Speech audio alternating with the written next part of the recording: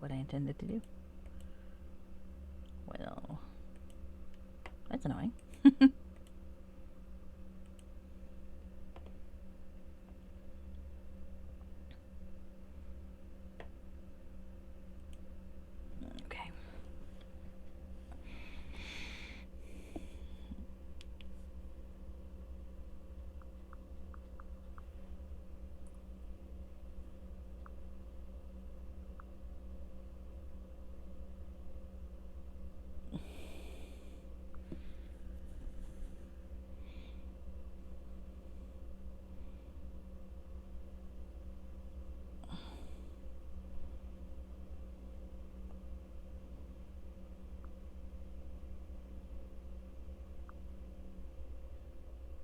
Okay, here we go.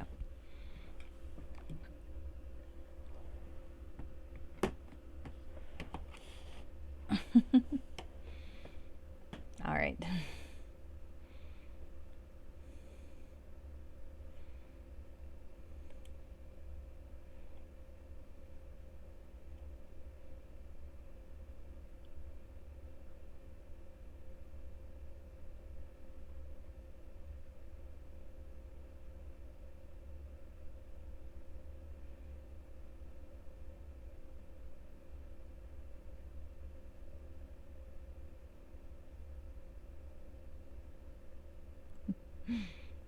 Hmm.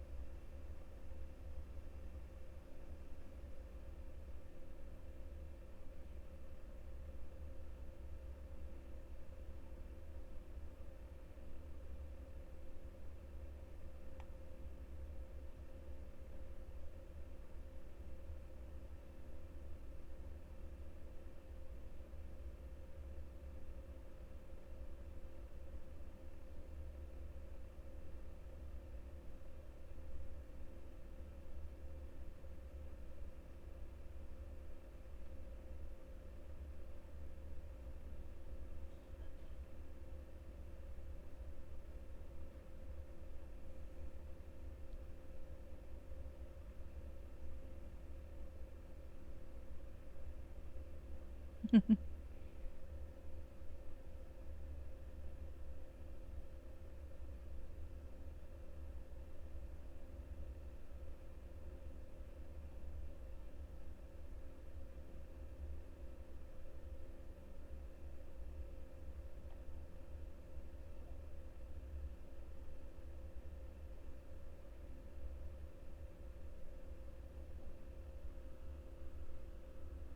All right.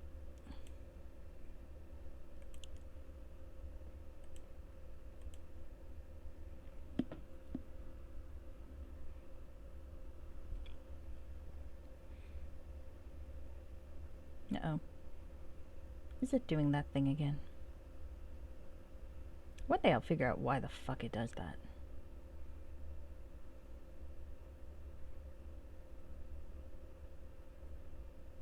One day. Hmm.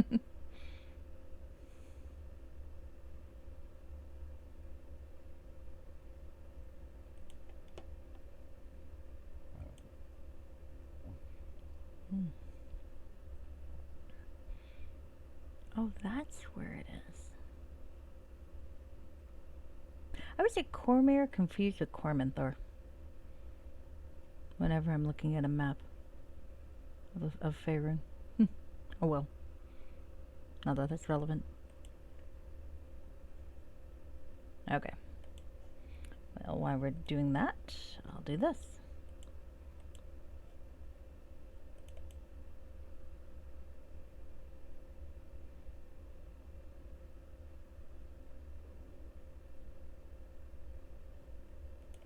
least I think I will. Be just my luck if this game didn't start. I have to figure out how to play something else. I actually do have something in mind, but not for tonight. Okay. Alright. There we are.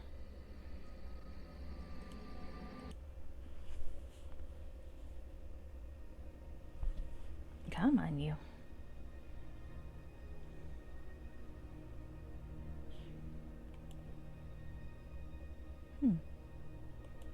Well, that's weird. No, don't do that. Sorry, things are being uncooperative with me today. So, 119 versus 132. See you in hell, huh? Alright. So, where we left off, I got sent to hell, along with my kobold companion. And my baby, who is now a drider. Sadly, the hot guy didn't come along with. This is what happens when you betray the one person he's ever loved. Whatever. Oh well. Unsummoning someone? Probably Tynan. Alright. So, I'm fairly certain I asked the Reaper everything that I need to ask her, but let's check. How may I serve you, sojourner? Okay. So I do know what I have to do to return home, is I have to get the true name of the Reaper. Fun.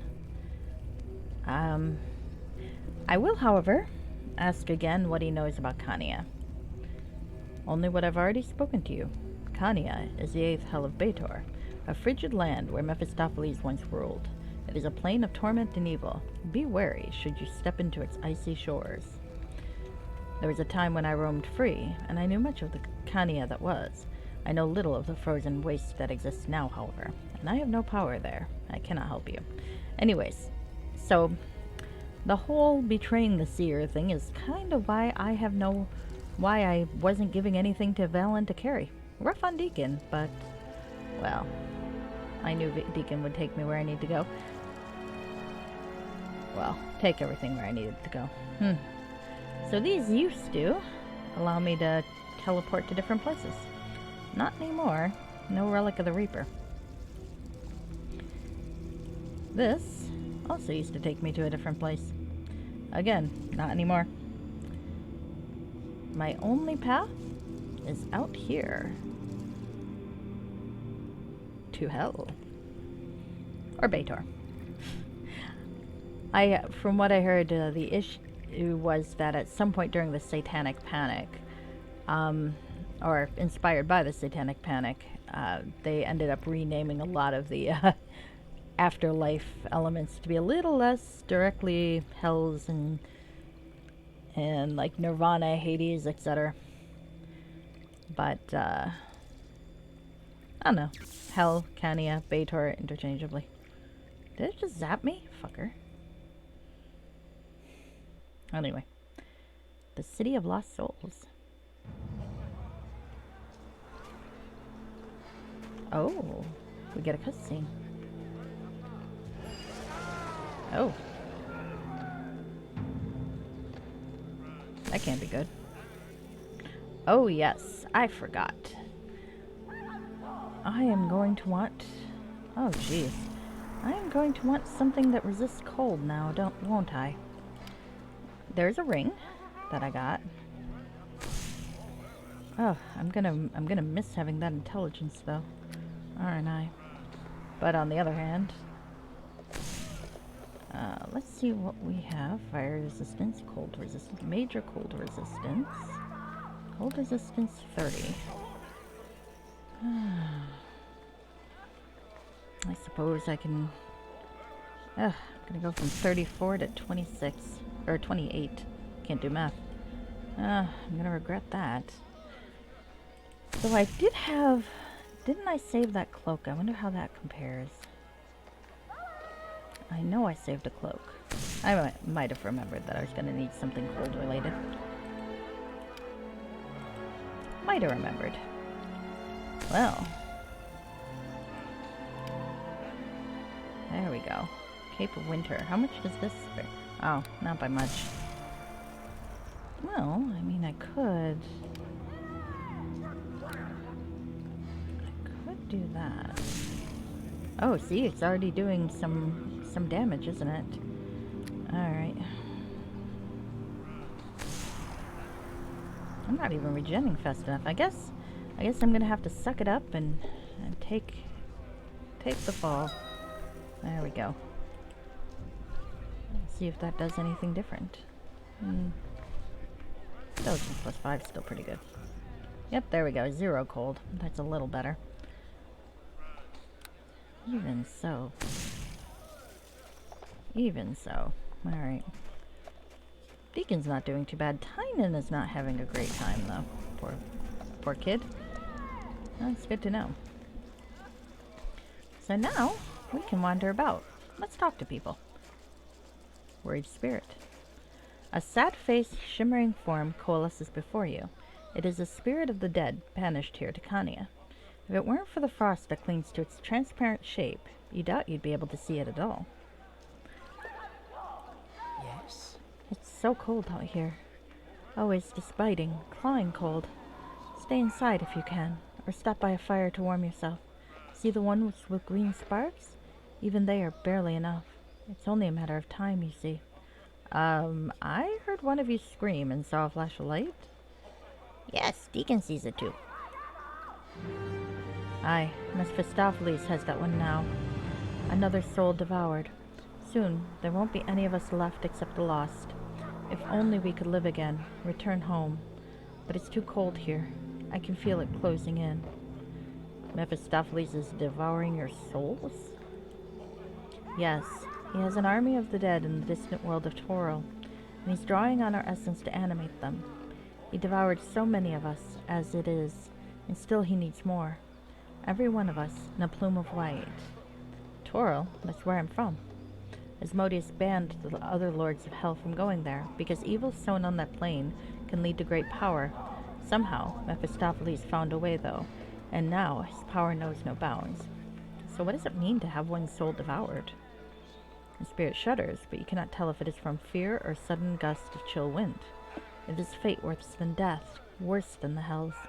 To have one's soul devoured is to become nothing at all. Is there any way to stop this devouring? I mean, not that I care that much, but it's good to know. One tried. She was the boldest among us, the one most full of life. She confronted Mephistopheles, and in his anger, he did something to her. It's only a matter of time before she joins the lost. What was her name? We spirits tend not to use names here. Death has brought us to Kania because of the horrible acts we committed in life. It is better to leave all vestiges of that life behind. Vestiges, sorry. It is better to forget. Only when we are lost are our names engraved in the ice for all to know. If we reach that point, it no longer matters. Tell me about the spirit who confronted Mephistopheles. She came here, full of anger, passion, and hope. She was like a fire in this cold place, and all of us were drawn to her warmth. When Mephistopheles came to the gates to announce the devouring, she challenged him. Whatever he did, it drained her of that fire. Refusing to speak, she sealed herself in the cave at the center of town. Now she dwells within it, slowly growing cold, becoming one of the lost. Is there any way to help her? I mean, sounds like I could use a new ally, given that that I kind of lost out on Valen. Whoops. Yes, there is. You could put this poor spirit out of her misery. Thanks to Mephistopheles, she's already all but lost. It's only a matter of time. How do I help her become one of the lost? To help her, you must help the Scrivener. When the Scrivener carves her name into the ice, at that moment will her soul finally join the lost. It is not peace, but it's better than torment. The Scrivener, who's that? I'm not really sure it's a who or a what. In some ways, it almost seems more like a pet than a person. Yet its former guide taught it to form simple word pictures, so who's to say? But for as long as anyone here can remember, the Scrivener's been the one to carve the names of the lost into the ice. If you look close, the ice is full of them, buried deep. That is how the city got its name.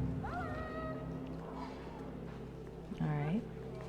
Who is the Scrivener's guide? Just another dead soul like the rest of us. But now, he's just another victim of Mephistopheles' devouring. So many have been taken. So many. Alright. What does it mean to have one's... I think I asked this, but let's ask it again. One soul devoured. Okay. Any way to stop it? I thought... Okay. Yeah, I just want to make sure. Okay. But if no one knows her name, who does the engraving? Hello, Dragon Wolf 5150. Meow, indeed.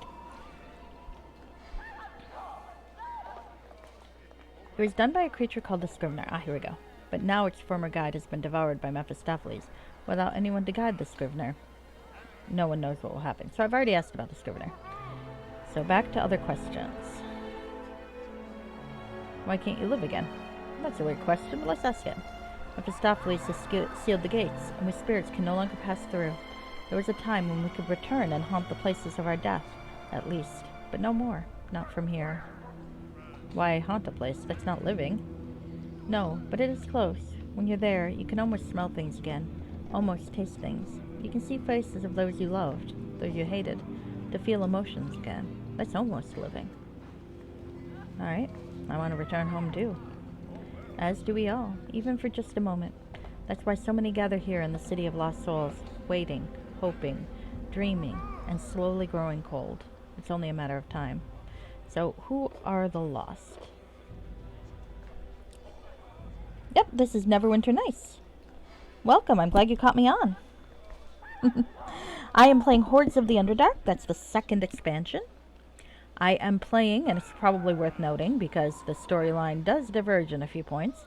I am playing an evil character by the name of Vipsania Shatterstar. Here you go. The portrait is from the vault.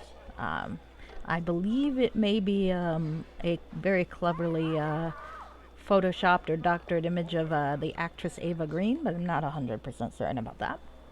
But it is gorgeous. Whoever did it did very good work, and I feel kind of guilty for not having the name of the person. Oh, actually, taking off that ring did not reduce my intelligence as much as I thought it would.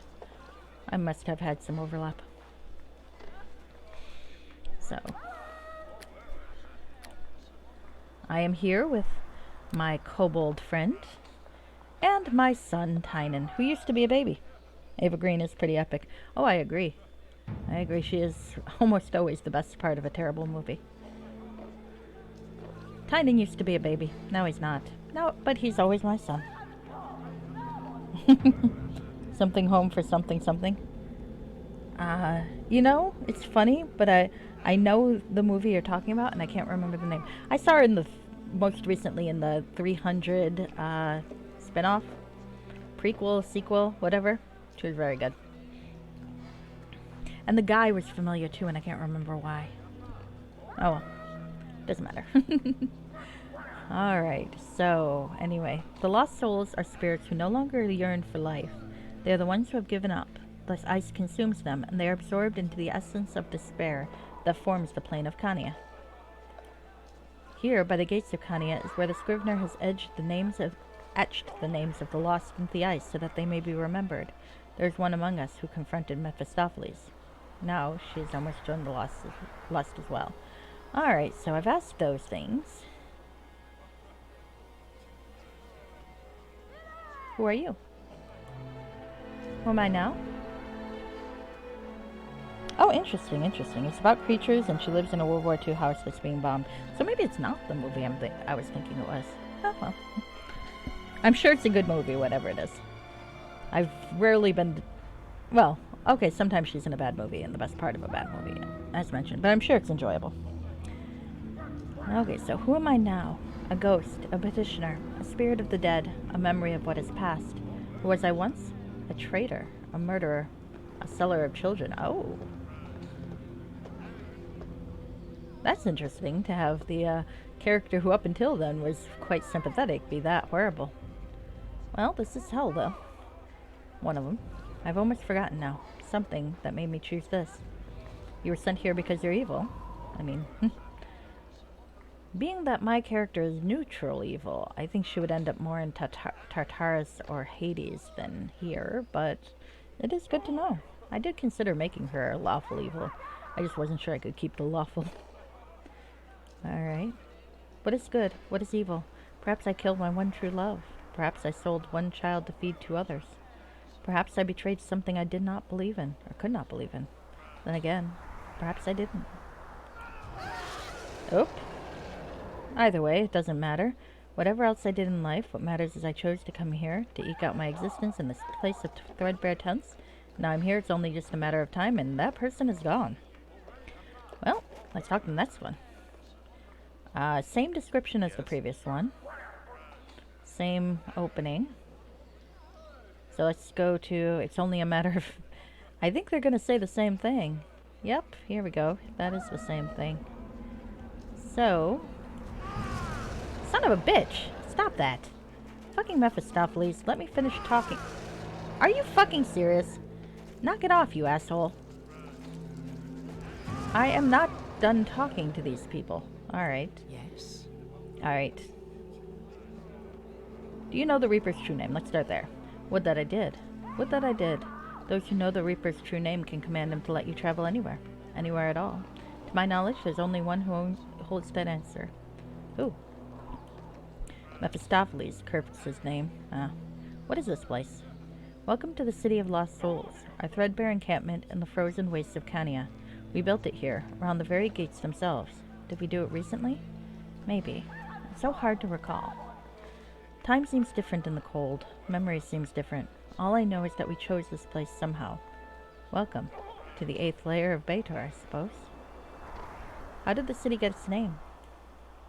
Etched between the countless layers of ice all about the city are the names of the lost. Not the true names, for no one knows of those.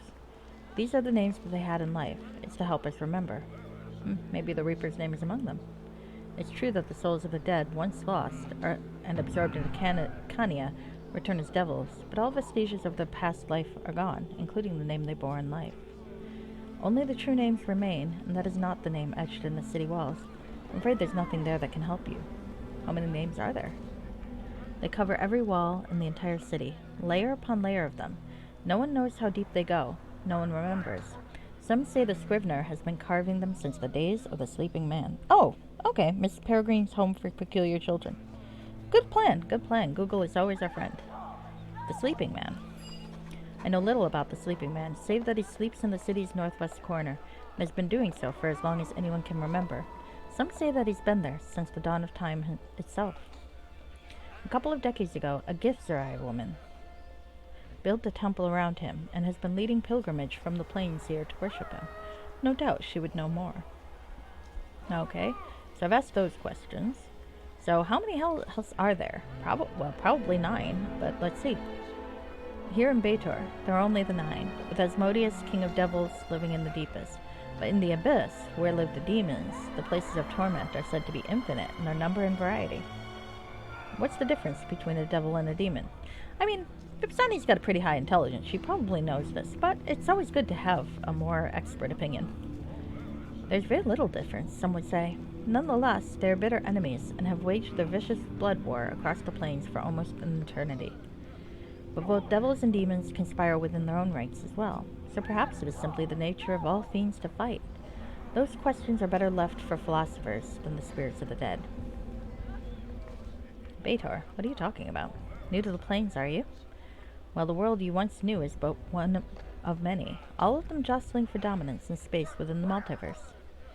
This world of plane is called Cania, one of the handful of planes that combine form the realm of Baator. Hell. Together with many other such realms, it forms the outer planes, where spirits are sent upon their death. There are countless other planes and groups of planes as well, each serving some greater purpose, but they're too numerous to describe, let alone count. You'll have to figure it all out on your own. I always wanted to play another game in Sigil? Or is it Sigil? Sigil, I think. I played Planescape Torment once a long time ago. I've never actually played it again. That would be fun.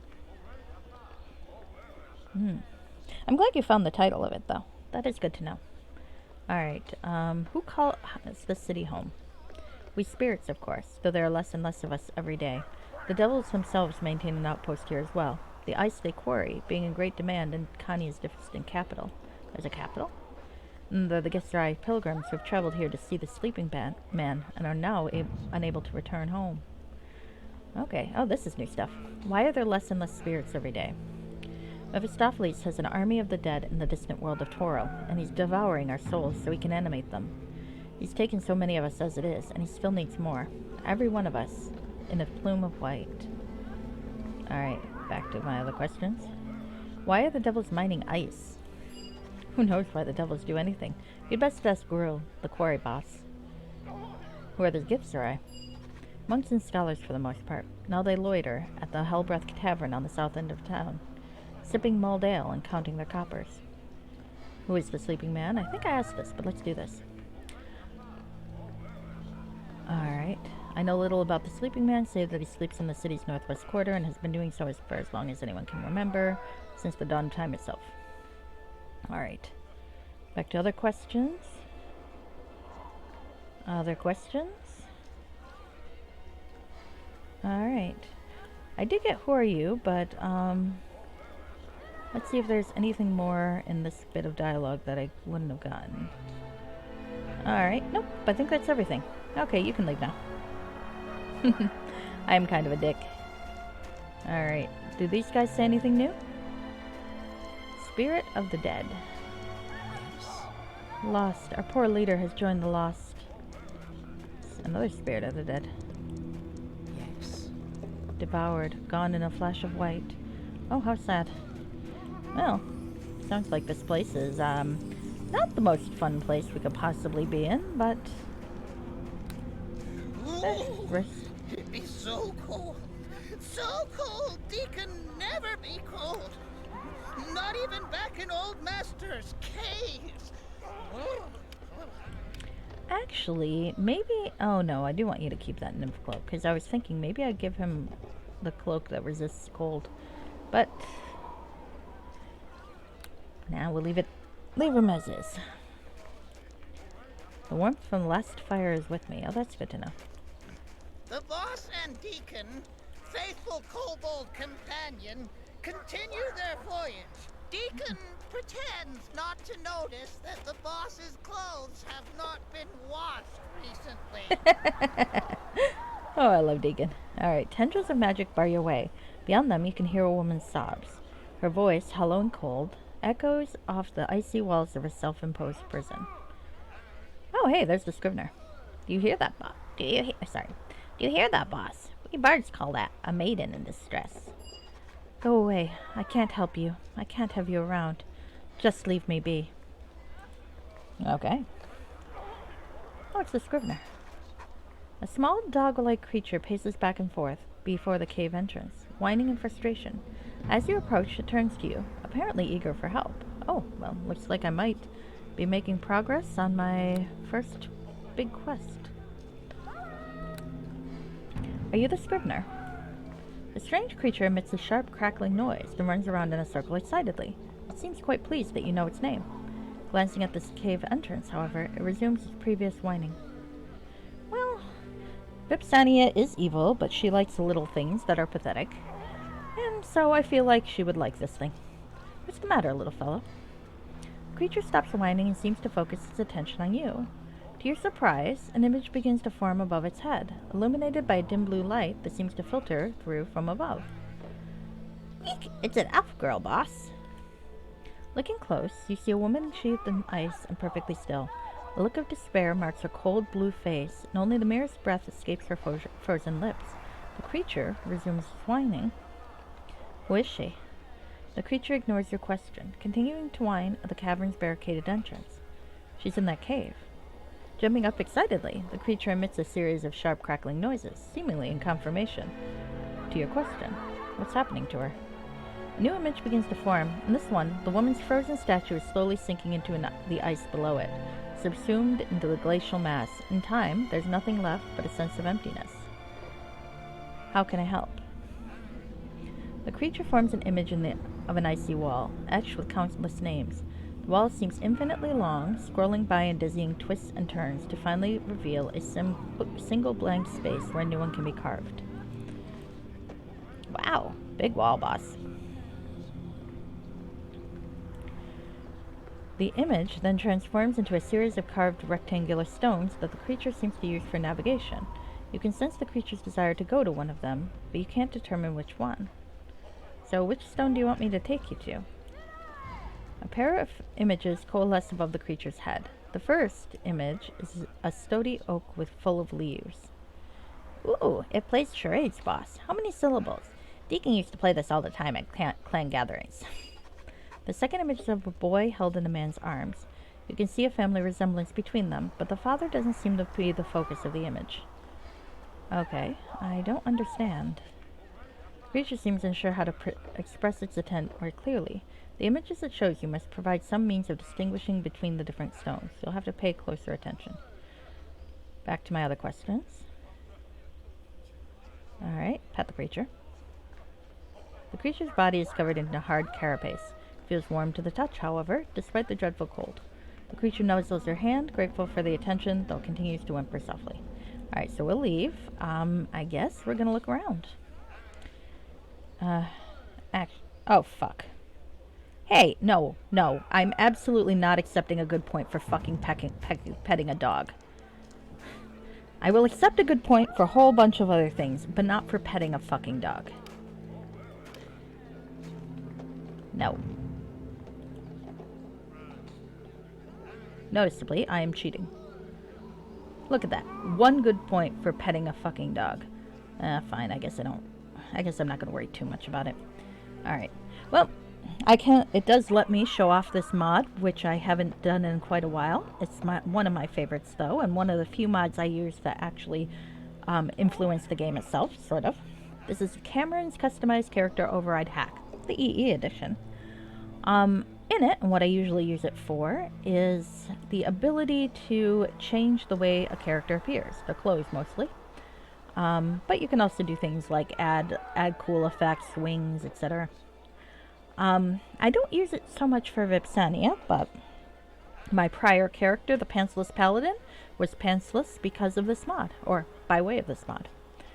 You can also, as you saw me do there, do a bit more cheating things. You can change XP, you can change gold, alignment. I won't lie, sometimes I do use it when I strongly disagree with an alignment change that a module gives me. I feel like in the real world, if I were playing D&D, I would argue with the dungeon master. Sometimes you disagree on whether or not an action should give you good or evil points, and in the real world, I could make my case. I can't here because there's no dungeon master, and the module maker is kind of not in the picture anymore. So I get to win the argument, basically. I guess I'll leave it be for now. It's not a huge deal, but it is annoying. So the clues that I need to look for right now, I'm scrolling up, is a sturdy oak with leaves and a boy held in a man's arm.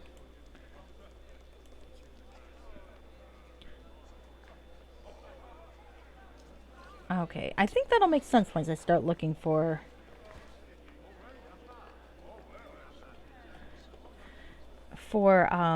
these stones, but my guess offhand is that there's a tree and a focus on the boy in the man's arms.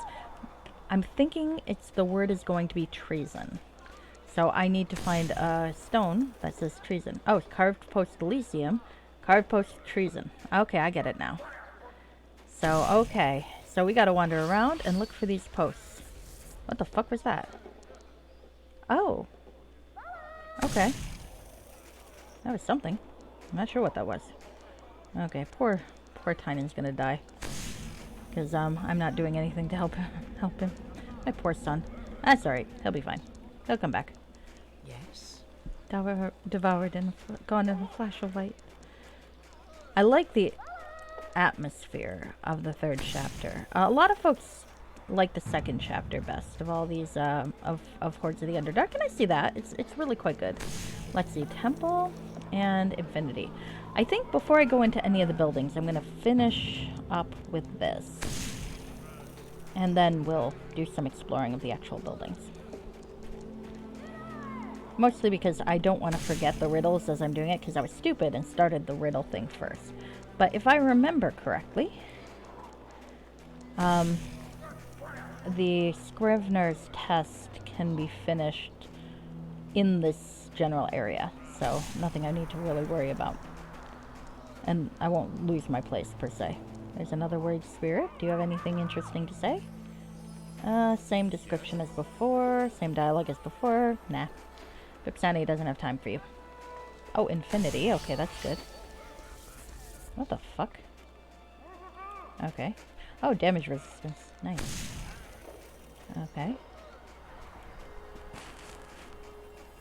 Alright, alright. Let's see. So I'm pretty sure I'm going to this one here. But it's good to get an idea of what other ones are here. So Helbeth's Tavern. I'm definitely going to be popping down this way. Oh, it gets Thrive Berry Picker, though. I will talk to them. And Arinya's Quarry Worker? Or maybe I won't yet. Maybe I'll finish this and then talk to them. Well, nah, let's talk to them anyway. Let's talk to the Githzerai. I've always liked the Githzerai. I remember them fondly from playing Planescape Torment. They also have a fairly substantial role, I believe, in Neverwinter Nights 2. But I don't know very much about that. Because I never finished that one. I did read a Let's Play of it, though. Yes. Leave me be. I'm a long way from home. Well, I guess I can kind of understand that. If you see Arden Swift, punch him in the bloody lip for me. Oh, well, that sounds interesting. Okay. Oh. Some notable pillars. So Arden Smith is someone that I might see. He's got a name, so I'm assuming that he's going to be significant. I vaguely remember... Oh, a Slotty quarry slave. Well, I've never liked the Slotty. Arinya is... What do you want? Githzerai glares at you, bored and sullen. I like... And the Githzerai's picture is the same as the elf lady from Shadows of Underdark. I think maybe they ran out of portraits. That's okay. What do you want? I remember the Githzerai being a little less pretty, but that's okay. Campsite? Ah, I'd need to light a flint with... Or light a fire with flint and tinder. I can. Ah, Kania's bitter winds extinguish your paltry flame before it even has a chance to catch. You'll have to find some other way to make a fire. Oh, that's right. I forgot about that. I did. Oh, there's Dimension. Good. I'm assuming there's going to be more rebuses that I can solve momentarily. Okay, wasn't there a berry picker somewhere? Oh, crystal. Let's look in the crystal. What the fuck's up with this fucking crystal? An ice crystal protrudes from the glacial floor. Dark figures swirling in their depths. Let's peer. Oh, it's one of these. Neat. The rebel camp, an army is born. Oh. Oh yeah, we betrayed them, didn't we? Whoops. Oh, well, looks like a lot of dead people. Hey, is Valen around? A dead beholder. That's good. Oh.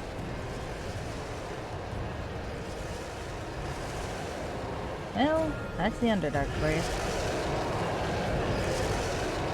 Mephistopheles is kind of hot, I have to say. Good cheekbones and massive pectorals. Alright, well. Looks like he's having fun. Ah. Mephistopheles, ominous signs. I don't know if I've ever gotten that before. Alright. He discovered the carnage he left behind at the rebel camp. As he passed through the rotting carcasses, they rose in his wake. Oh my. Okay, well, not really happy with that. I guess I gave him more of an army, though. That's not spectacular. Alright, so let's talk to this berry picker and see what the fuck she's doing. Or he's doing, as the case may be. Coordinate, okay. Hello to you there. This woman is stooped over a small bush, picking berries from it and placing them in a small pouch beside her on the ice. These are very pretty Githzerai compared to the others. Alright, what are you picking? This here's a Velox nettle. They've got deep roots going down to the lava pools beneath the ice, and their berries store the heat. It's the only way to start a decent fire around here. Flint and tinder don't work? Have you tried it? Fair. Mage fire doesn't work? Nonsense, boss. Mage fire always works. Bah, mage fire is so unpredictable. Here 1 second and gone the next. It's fine for burning things, but if you need to cook or make camp out here, you're going to need Velox berries. Why do you need to start a fire? What are you, daft? It's freezing cold out here. There's enough room in the tavern for everybody. You've got to sleep somewhere, right? And for that, you're going to need a good fire. How do these berries work? If you spy some wood, you just break the berries open over it, and the heat will set it alight. A single berry won't give you a lot of warmth, though. I recommend a good 3-berry fire, if you can afford it. Where can I find these berries? The tavern keeper's been letting some of us pay our tabs with them, so he might have a few. The quarrymaster might have some as well. Other than that, you'll just have to find them where they grow. As I said, though, they like what heat they can find. If you spy a steam fissure like this in the ice, there's probably be a Velox nettle basking in that little bit of warmth. Alright. I need to return home to the world of Toro. From the material plane, are you? Well, you can forget it. There's no going home. The gates are closed for you and me both. We'll stay here until we freeze or die of boredom. That's a defeatist attitude. Do you have a better idea? Give it up, Burke. I guess that's plain escape slang. You're trapped and clueless to boot. Do you know the Reaper's true name? If I knew the Reaper's true name, would I be picking nettles in Beator's depths in the dim hope that I won't freeze to death? Fair enough. Goodbye. Alright. So now I know things to do. I believe the tavern's going to have a shop for me. And somebody... speaking of a shop, I should probably summon Volcarion at some point and see what stuff he's got changed. Deacon's apple. Deacon swear he brings apple in pack. I think you might not find another apple, my friend. I don't think apples are very common here in the fucking plains. Oh, there's another scream. Yeah, well, that happens sometimes. There's an imp and a gift sarai. Another campfire. Are there any... I would like to get some of those berries that they talked about, though. I'll have to keep an eye out. Some more quarry workers, spirits of the dead, pilgrims. Oh, let's get that corner. Sorry. I don't like having blank spaces on my map. If I can get there, I want to at least have a little bit of an idea of what's over there. So what the fuck? Oh. Slight vision glitch. There we go. Alright. So, we are in hell. I mean, Vipsenia, it was probably inevitable, let's be honest here. Vip sees many things, but... moral? Not really. I mean, around that time she kidnapped a child, probably indicated that she wasn't going to last long. Oh! I can talk to this one. The pale white flesh of this muscular creature is scarred from countless beatings. A scorched branding mark identifies it as a prisoner of the Blood War. It seems skittish and nervous as you approach. Oh my. Let's talk to it. Where can I learn the Reaper's true name? Huh, maybe get the Gift Sensei? She knows about smart stuff like that. Oh, that's someone new. The Gift Sensei. Who's that? The creature sighs impatiently. She's with the Gift Sarai pilgrims. They come here every now and then to pay their respects at the temple and drown their sorrows at the tavern. Alright? Are there any stores around here? Gruel, the quarry boss, he does some trading on the side. Gotta catch him in a good mood, though. Can you tell me where I can find the warm drink? The Hellbreath's Tavern is on the south side of town. Should be enough to warm up by. Okay, goodbye. Alright. You wouldn't think they'd have much use for money in hell, but there you go. Alright. So, but he did have something new for me, which is that... oh, is this the quarry? This is the quarry. So I'm gonna have fun going there. It sounds like that will be a shop. I'm gonna have to compare prices, because I know there's an item cap in this chapter as well, but I need the highest. As much as possible, I need the highest. Because I'm at that point where I need... oh, sorry, Tiny. I am gonna need fucking money. For the climax I want, I need money. And also for some gear so I don't die. Also needs money. I simply can't Oops. carry all of this. Oh, my bolt strength actually wore off. Been a while since that's happened. Alright, let's see. Maybe I should memorize another, huh? Okay. Boss, Yes, Deacon? Deacon pretty sure we is up and gone to the hells.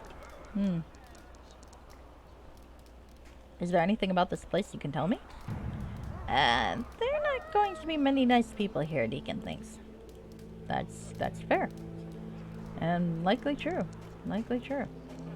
Alright, so I've now gotten a full lay of the land. Let's go solve a freaking riddle. Now, the Scrivener showed me a tree. Oh, I've lost the Scrivener somewhere. Okay, well, let's go find the Scrivener. and then to go from there. Well, that's my fault. I was so busy wandering around that I let the fucking thing wander off on me. I hope I didn't lose him for good. Okay, well, let's look around. I think the fucker's still around. Alright. Fuck. Oh, there he is. It was the fucking crystal. Okay. I got distracted via the crystal. Okay. Well, let's get back. Fucking hell. Okay, the only problem is the cliff sides get in my way, and I'm not a fan of that. Scrivener, hello. Alright. What stone am I leading you to again? Okay. The creature shows you a sturdy oak filled with leaves, and a boy held in his father's arms. The second image seems to be focused on the boy rather than the father. So treason. And I know treason is over here, so let's go. Let's see what happens if we click on treason. What the fuck? Alright. There we go. I think that's treason. So let's solve this fucking riddle. And maybe get us another companion. Alright. Treason.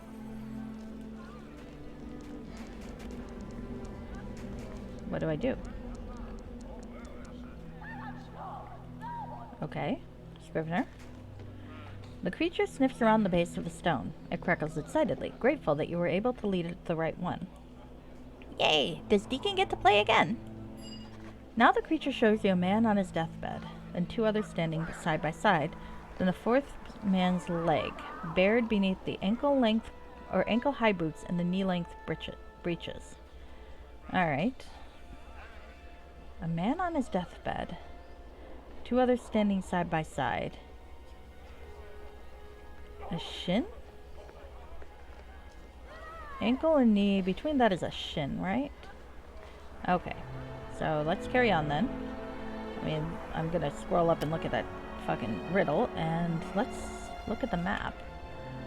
So, Elysium. I don't see that one. Infinity. Don't think so. Coordinate. Not. Alternate. Elysium. Cave. Infinity. Coordinate. Alternate.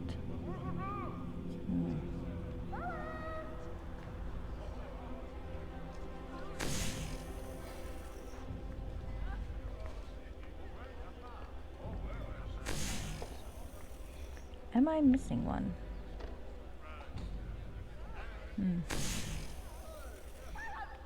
Dimension. Dimension. So die. And then the two men, and then shin for shin. Okay, dimension. That's gotta be it. So I need to be over here. I guess I'm sort of heading in the right direction. Nope, wrong direction.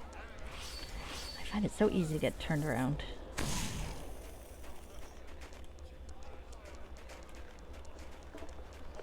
It's funny, my mother and I were talking about the family propensity for having a terrible direction sense, and I got really offended. I was like, hey, I actually have a decent direction sense, but in this game I do not. In this game my mother is absolutely right. Scrivener. Let's see. The creature sniffs around the base of the stone. It crackles excitedly, grateful that you were able to lead it to the right one. Huh, I got it. Yay, does Deacon get to play again? So, new one. Now the creature shows you a series of 4 pictures. A traveler's resting house, a shark cutting through the water, a close-up of a winking face, and steam rising up from a cup and saucer. Okay, I know that one. That would be Infinity, which is up by the temple. Nope, wrong way. Which is good, because I'm not sure how you'd make a rebus out of some of the others. Like coordinate? How the hell do you do coordinate? But maybe. I don't know how many of these there's gonna be. Let's go carved post. Okay. Scrivener. The creature sniffs around the base, crackling excitedly. Yes, right one. Deacon wants to play again. This appears to be the final stone. The creature sniffs around its base and then heads to one of the icy walls nearby. Oh, okay. Oh.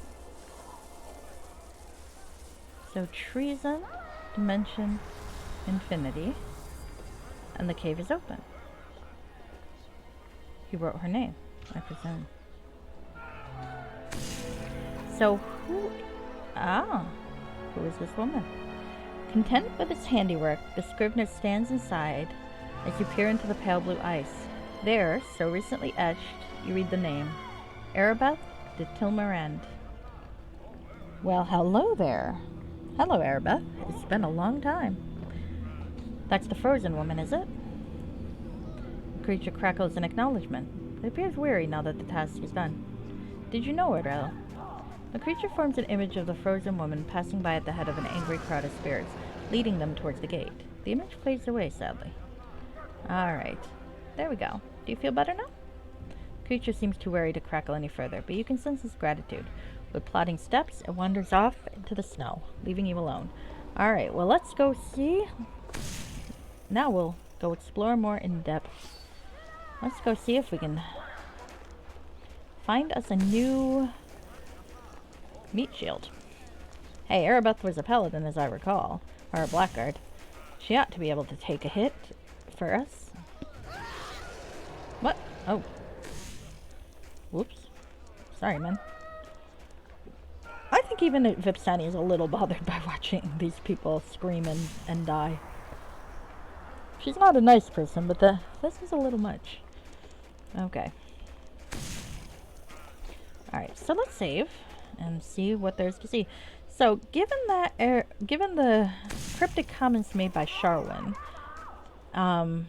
back in the first chapter, aside from some gender confusion on the part of Stephen, presumably done because Vipsani is a woman and they don't think people can play characters of multiple genders? I don't know. Oh, hey, some freaking berries. I got 2. Nice.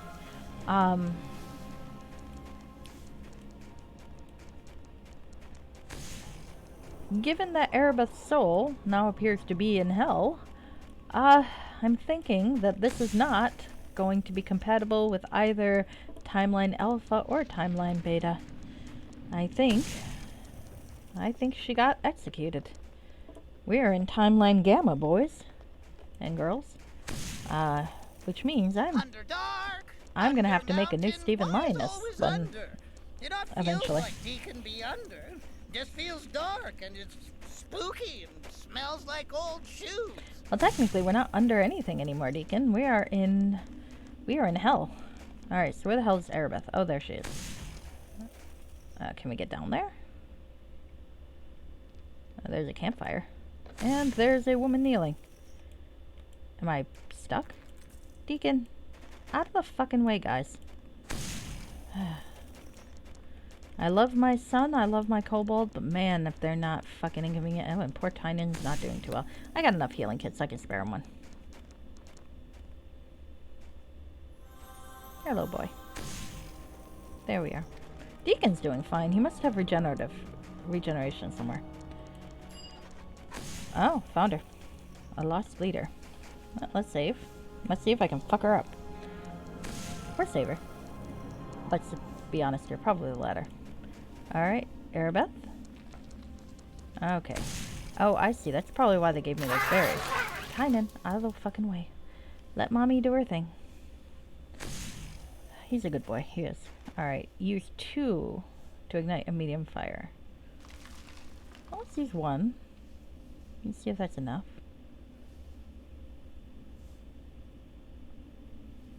I'll use 2 just in case. As the berries break open, bursts of energy spark forth, igniting the wood near you. It is a goodly blaze, but the warmth seems insufficient to penetrate the frozen statue before you. Oh, fuck. That's annoying.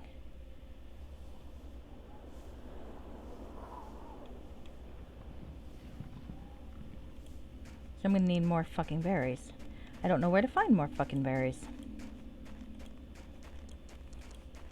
And I've wasted a berry.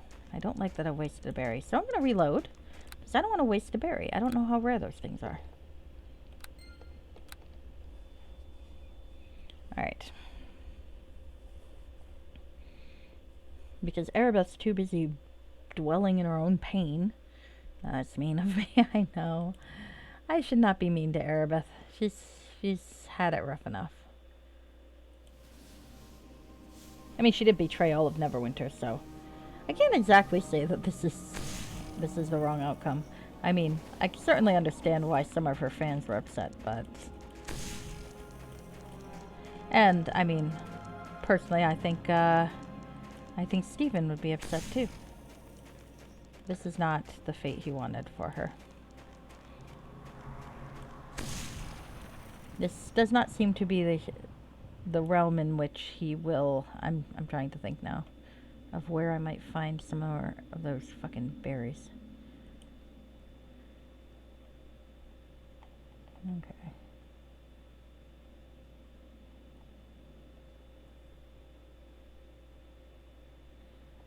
Alright. Alright, so I think I'm gonna need to find a third. That's gonna be annoying. Annoying. Why would there only be 2 in this fucking room? Alright, well. Anyway, I can go find the fucking shopkeeper at least. And actually, come to think about it, let's look at Volcarion. Once again, you have summoned me, mortal. What is it you need? Do you wish to see what items I have in stock? I would like you know, of course. Just remember the rules. You can look, but you... I like Volcarion. Alright, so new stuff this time around. Though again, nothing. Whoa. Mantle of Epic Spell Resistance. Spell Resistance of 32. Wow. Okay. It's not terrible. Okay. Why is there nothing in that last screen? That's weird. Okay. Got some potions of heal. Some, spells. Unfortunately, none of which are the spells I'm missing, but still nice. Another Rod of Resurrection. A Shiver Ring. Cold resist 40, but you gotta get rid of those things. I'm okay with what I got. A Rogue Stone. What do you do with the Rogue Stones nowadays? What possible use could a Rogue Stone have at this point in time? Well, I don't know. Oh, fuck. That's not why I summoned him. I'm a fucking idiot. Okay, let's call him good. Once again, you have summoned me, mortal. What I want to know is how much does this shit sell for? Oh, that's low. I forgot his prices suck. Okay, so his limit is 1,500. Well, I'm definitely not doing that. But his prices are terrible. I think the upper limit with other shopkeepers is much more than 1,500. Yeah. Also, he's unfavorable. And okay. So, well, at least I got a comparison point. 1,500 is Volcarion's thing. He's kind of good use at the very end of the game if you still need money and you can't get back here. But because this is pretty much, I think, the last point in the game where you're gonna have merchants. And it's not really hub-based, so once you leave here, I think you're pretty much fucked. But, well, let's go to the quarry first, and I know of 2 shops, as I recall. The one here, and the one in the tavern, so I want to do some price comparison. To do a price comparison best, I am going to... There'll be a few other things I gotta do, of course. I'm gonna split off a single arrow. 1. And I want to see how much this arrow will sell for when I get there. Before I do anything drastic. I've never spent this much time trying to figure out money maximizing, but I am very money grubbing in this game. I kind of have to be, and you'll see why you will see why. It'd be much warmer in here. Deacon grateful for small things, you know. Ah, there's Gruel the quarry boss. Let's talk to him. Pike off! Poik off. Smoke rolls off the quarry boss's scaly flesh as he paces a small office. Broken furniture is scattered about, and the walls bear the dented, smoldering marks of his meaty fists. Oh, seems like he's upset about something. Rage, almost palpable, billows off the quarry boss like a storm cloud. The very walls seem to ripple and change in the wake of his anger. Okay. Pike off! Can't you see I'm busy here? Quarry Grinder 5 just went down. Bloody incompetent filth puppets. This store is closed until I figure out what in the nine hells is going on. Alright. Well, that's inconvenient. Let's go see what there's to see. This thing kind of looks like a key. Or a cancerous penis. One or the other. Alright. Pike off. I'm on my break. That's the sound of the fiends. Okay, well, let's go down. So this is the ice quarry. There's some debris. Can I find anything? Oh, I could set it on fire. Well, I don't want to do that. I do want some berries. And actually, I wasn't looking for berries. So I should start looking for these berries. So there's some quarry slaves that are weary. And Arrhenius. The intrepid kobold companion continues his journey. He begins to wonder if Underdark be so big, how come Serpent City's not all collapsed? You know, that is a fair question, Deacon. If the Underdark is as big as it's supposed to be, why don't the cities collapse? I feel like that is a very fair question.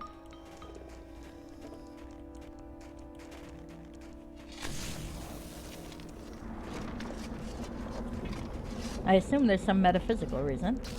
Or possibly we can just blame Elminster or something. I don't think Elminster's that old, but you never know.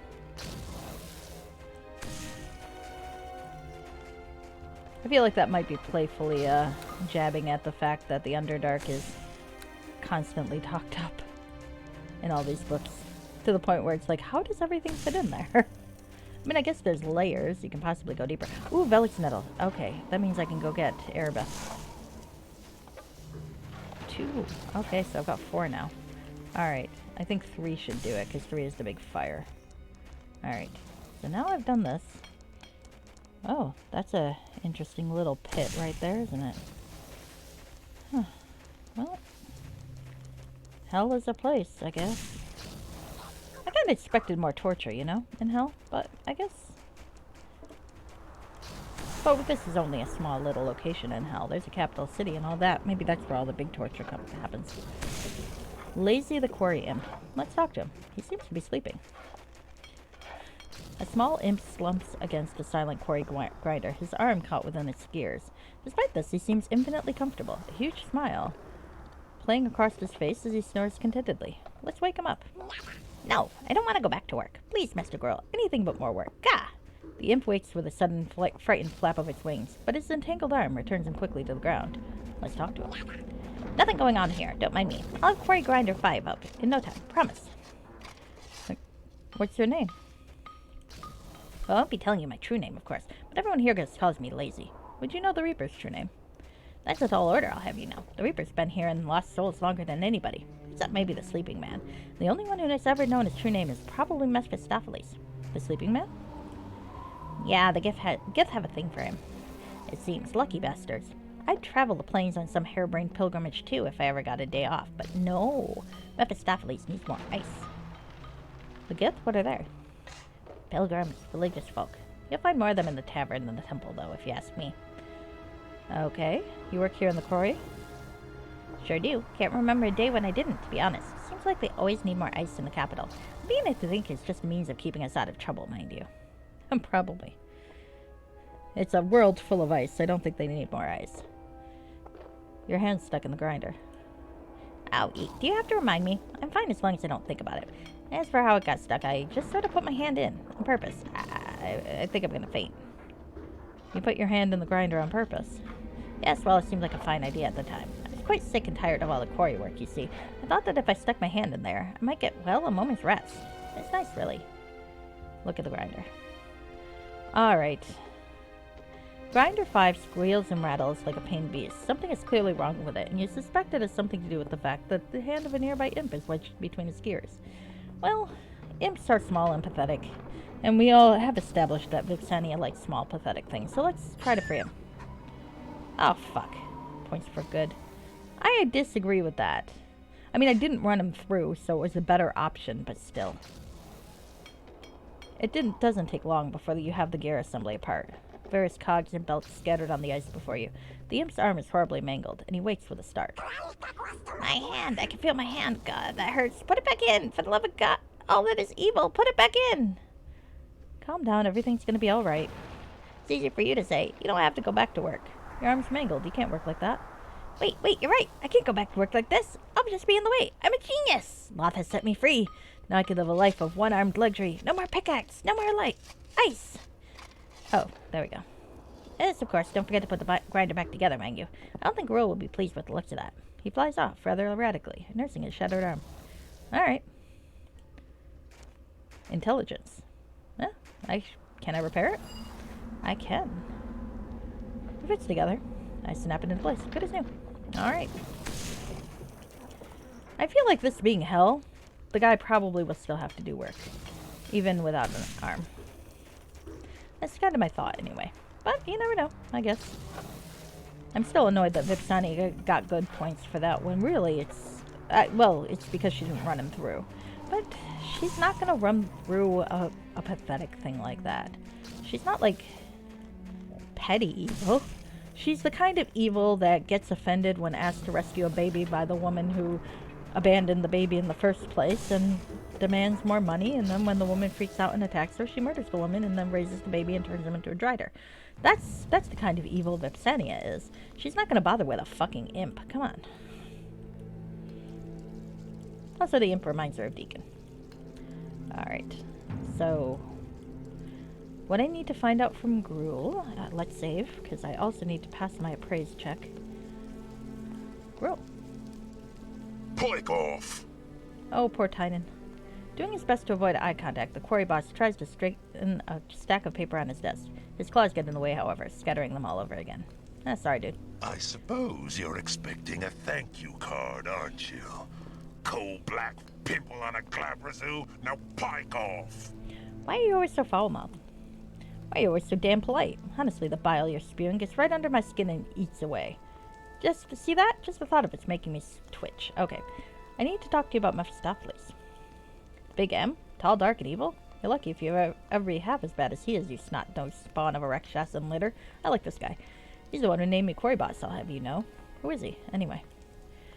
Mephistopheles, Lord of Cania, the 8th Hell, beholden to none but Asmodeus, Lord of Nessus, the 9th Hell, who is the king of all. Like me, he is of the Batazu, devil kind. Did he ever mention a Valsharus? Ha! Do we go to tea and play little chess while warming our feet by his fires? Nap-brained flathead. The big M has no time for the likes of me. Not that they don't have my ambitions, mind you. But yes, now that you mention it, there were some nasty rumors about some drow she-wench in some distant world who discovered the Big M's true name. Seems too far-fetched to be true, but who knows? Oh. What is it that he wants? What does any devil want? To slay a demon in the Blood War, to sow the seeds of evil, to grow in power, to defeat Asmodeus and become King Lord of the Ninth? All things come down to this. You named you Quarry Boss? That must be quite the honor. Honor, honor, honor! My great Aunt Ninny's soggy bum, it's an honor. This here's a punishment, Burke. If the Big M had wanted to honor me, he wouldn't have put me in charge of this lot of bootlicking incompetence. Fair enough. Back to my other questions. Alright. What is this place? I don't even know where I am. I'm lying, but let's see what he says.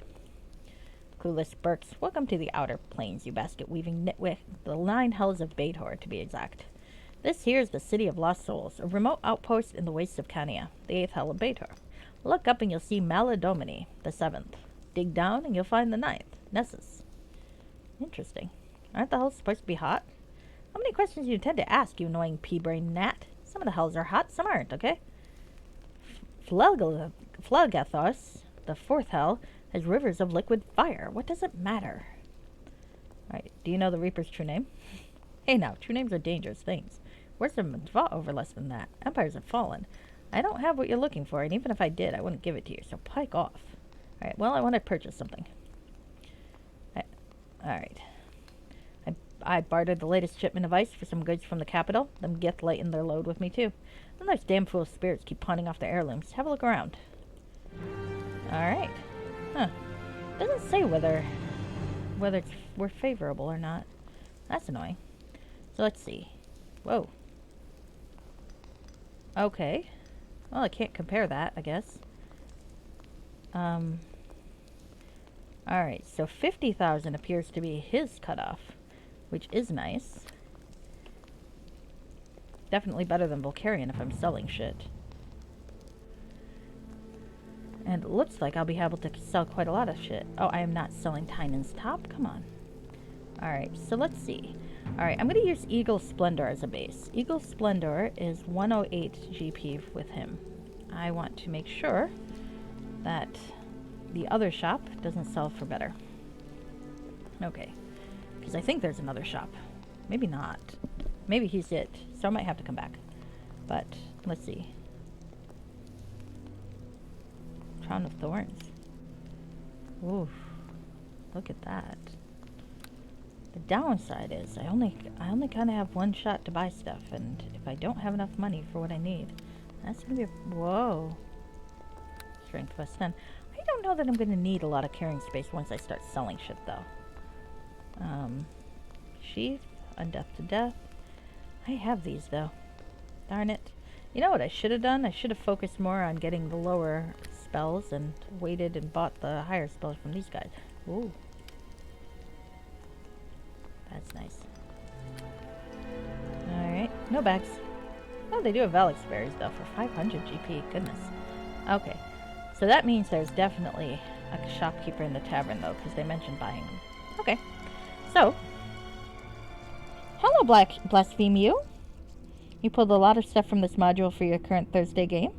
Your players haven't met Gruel yet, but his vocabulary has improved considerably. Some wandering adventurer traded him a dictionary of insults and curses. I love it. I love it.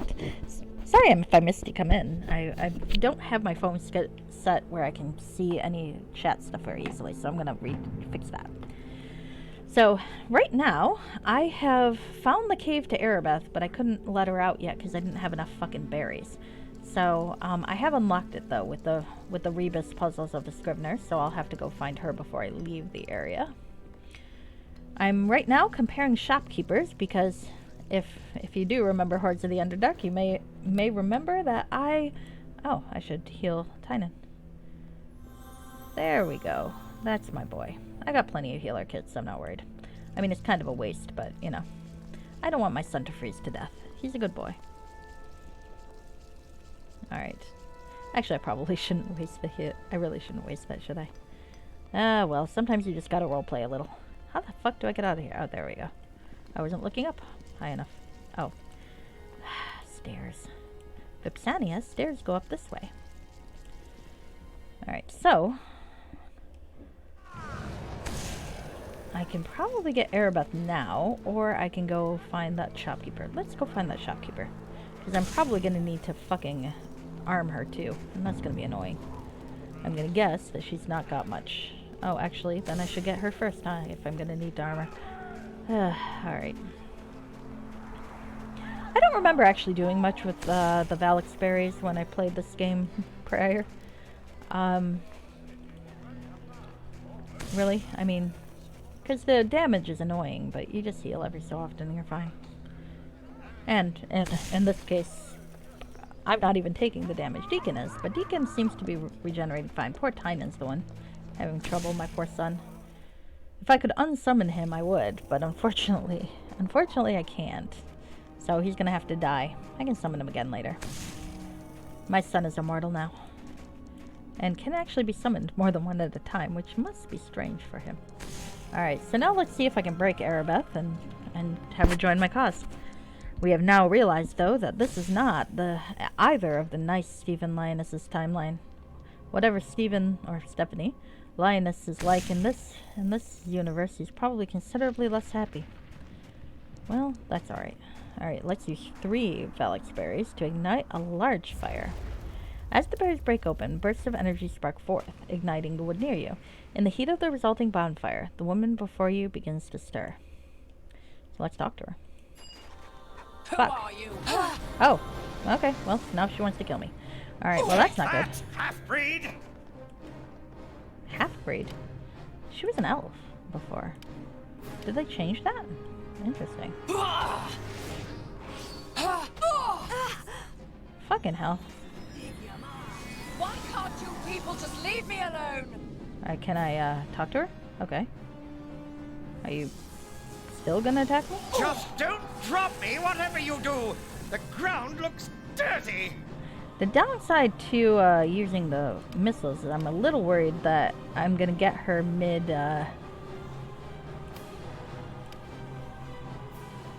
blast and she'll turn.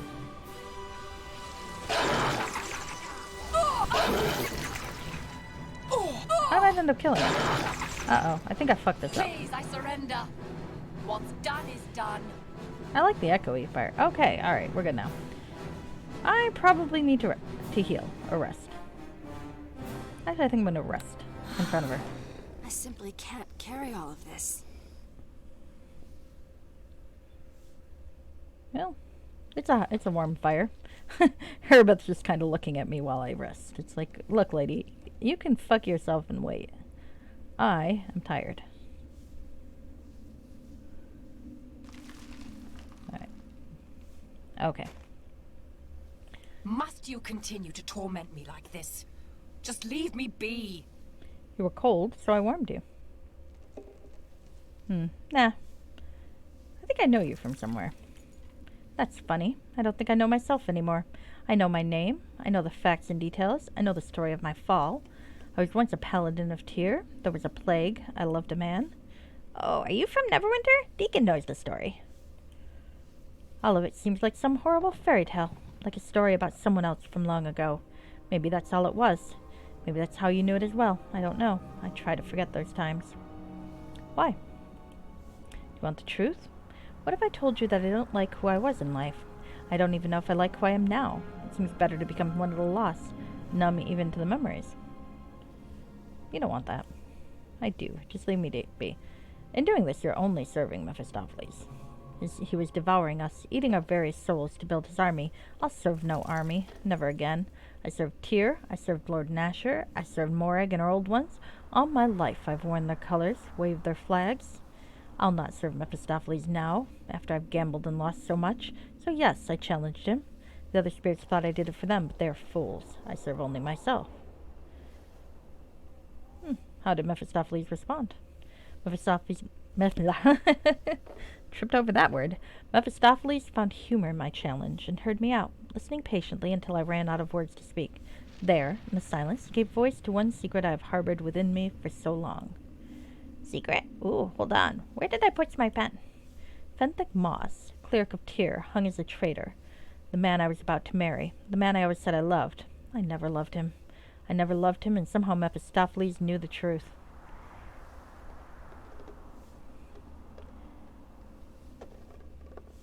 Well, I mean, given that she's a blackguard now and after everything, I can see why she'd have second thoughts. He's just toying with your emotions. Then why do I feel his words are true? I never loved Fenthic. I wish I had. You were to marry. How could you not love him? He's a well-intentioned fool, but a fool nonetheless. But he was young and a priest of the church I served. To marry him was to marry the church. It all seemed too perfect to be wrong. Okay, well, why is it important? Vipsania doesn't care. Stephen might talk to her about that, because Stephen liked them both. But Vipsania doesn't give a shit. Don't you see? When they hung him, I abandoned my church, my faith, my God. I led an army of evil against Neverwinter, my own city. I wrought destruction on the world and damned my soul to the hells. And this time lying, yep, sorry.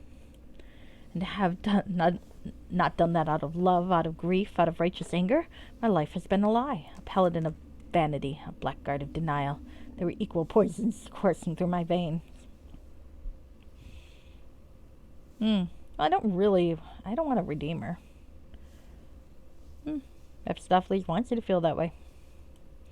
Then he succeeded, for here I am in the middle of things, neither good nor evil, neither paladin nor blackguard, wanting nothing but to become nothing, and meld my soul into the essence of Kanya. God damn it, I don't want to talk her into... Now, this is a fun little bit, though, because you can talk her into becoming a paladin again.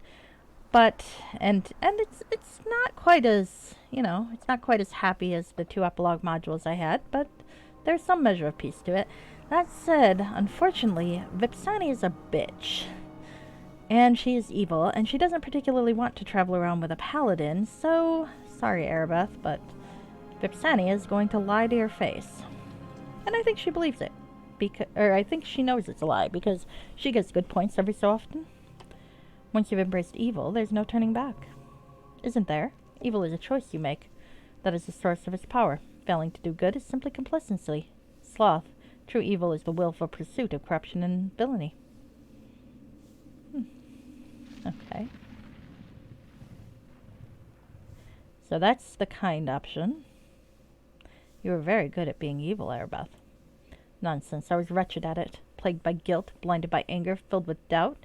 In life I played at being evil, nothing more.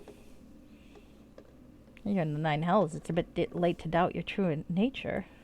Hells, Kenya. You present an argument I can't refute, Firestarter. One can only fight one's destiny for so long. Very well. My hatred of this world has been fueled by your fire and hardened by this ice. On this blade, on my name, both true and given, and on all the devils in the depths of Baator, I commit all the days that remain to me, to the pursuit of evil for evil's sake. May they learn to fear me. Okay, well, sorry, Erebeth. In this version, you're gonna be evil. Oh well. Somewhere Steven is kind of upset.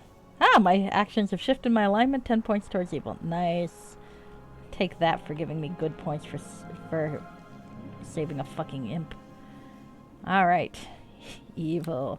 Well, let's see if we can't recruit her now. Poor Erebeth. It is true, though, if you're a good character, you can talk her into rejoining the light here. And I don't think it's a bad talk. But I'm a bitch, so there we go. What now? Would you mind some company? Not at all. Please join me. Let's leave at once, then. We have many leads ahead of us. So, well, wow, 403 hit points? Compared to the rest of us. My goodness. Wow, Deacon's got a lot of hit points compared to me. I'm a weak baby. Tynan's weaker, but he's literally a baby. Oh, he did heal, though. Maybe his stupid bugs are gone. So we've got a longsword plus 4. Large shield plus 5. And Erebeth's armor, which...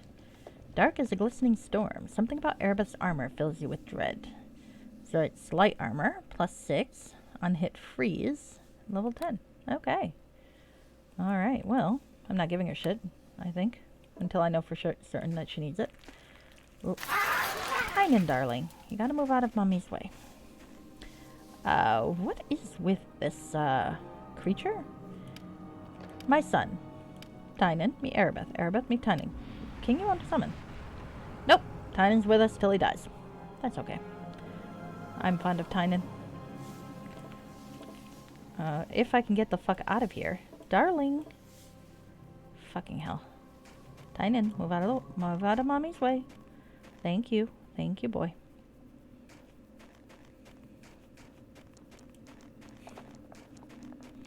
I would enjoy playing a game where you get to go to Kanya.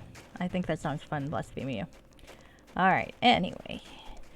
Let's go to the tavern and see about other shops so I can compare prices.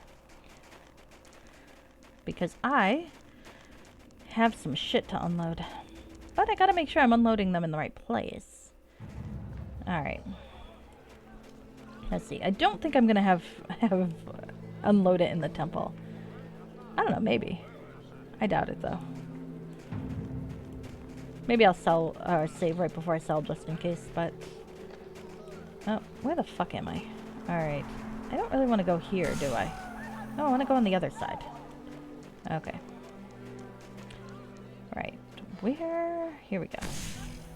Poor Deacon. Yeah, Erebeth is getting hit by the cold, too. Aren't you dead? Shouldn't you be like cold resistant? Well, none of these ghosts are cold resistant, I suppose. It is interesting though. If I bring Ghost Erebeth back to the prime material plane, will she be solid or will she be like incorporeal? Because she seems pretty solid right now. She smacked the shit out of me. So, I'm kind of wondering about that. Oh, I guess it could have gone down. Let's go up.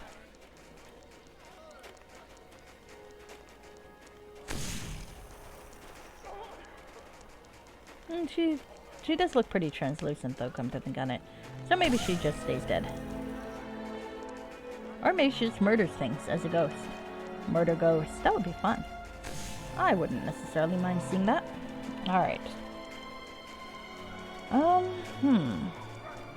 Maybe I will go to the temple first and see what there is to see. Well, no, let's talk to the gift Sarai first. And then go to the temple. But also sell shit. It's fine. Until I leave this area, I got plenty of time to do what I need to do. I don't need that fucking thing loaded anymore, though. Except I do kind of like the light. There we go. When hell freezes over, huh? Cania, at least, is exothermic. Oh, hey. Let's steal stuff. Let's steal some berries from this lady. Before she can take them. Hi. There we go. One for me. Oh, there's another one. I should steal that too. Hold on. Let's get some more. Hellbreath Tavern.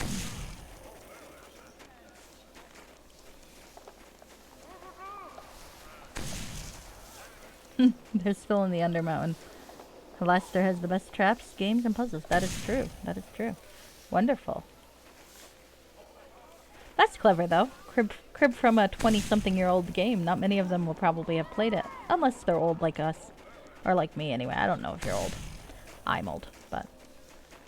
Let's go into the tavern. This is nice. Worried spirit?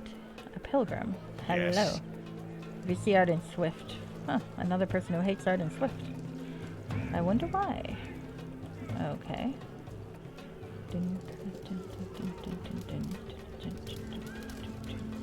Oh, there's Arden Swift.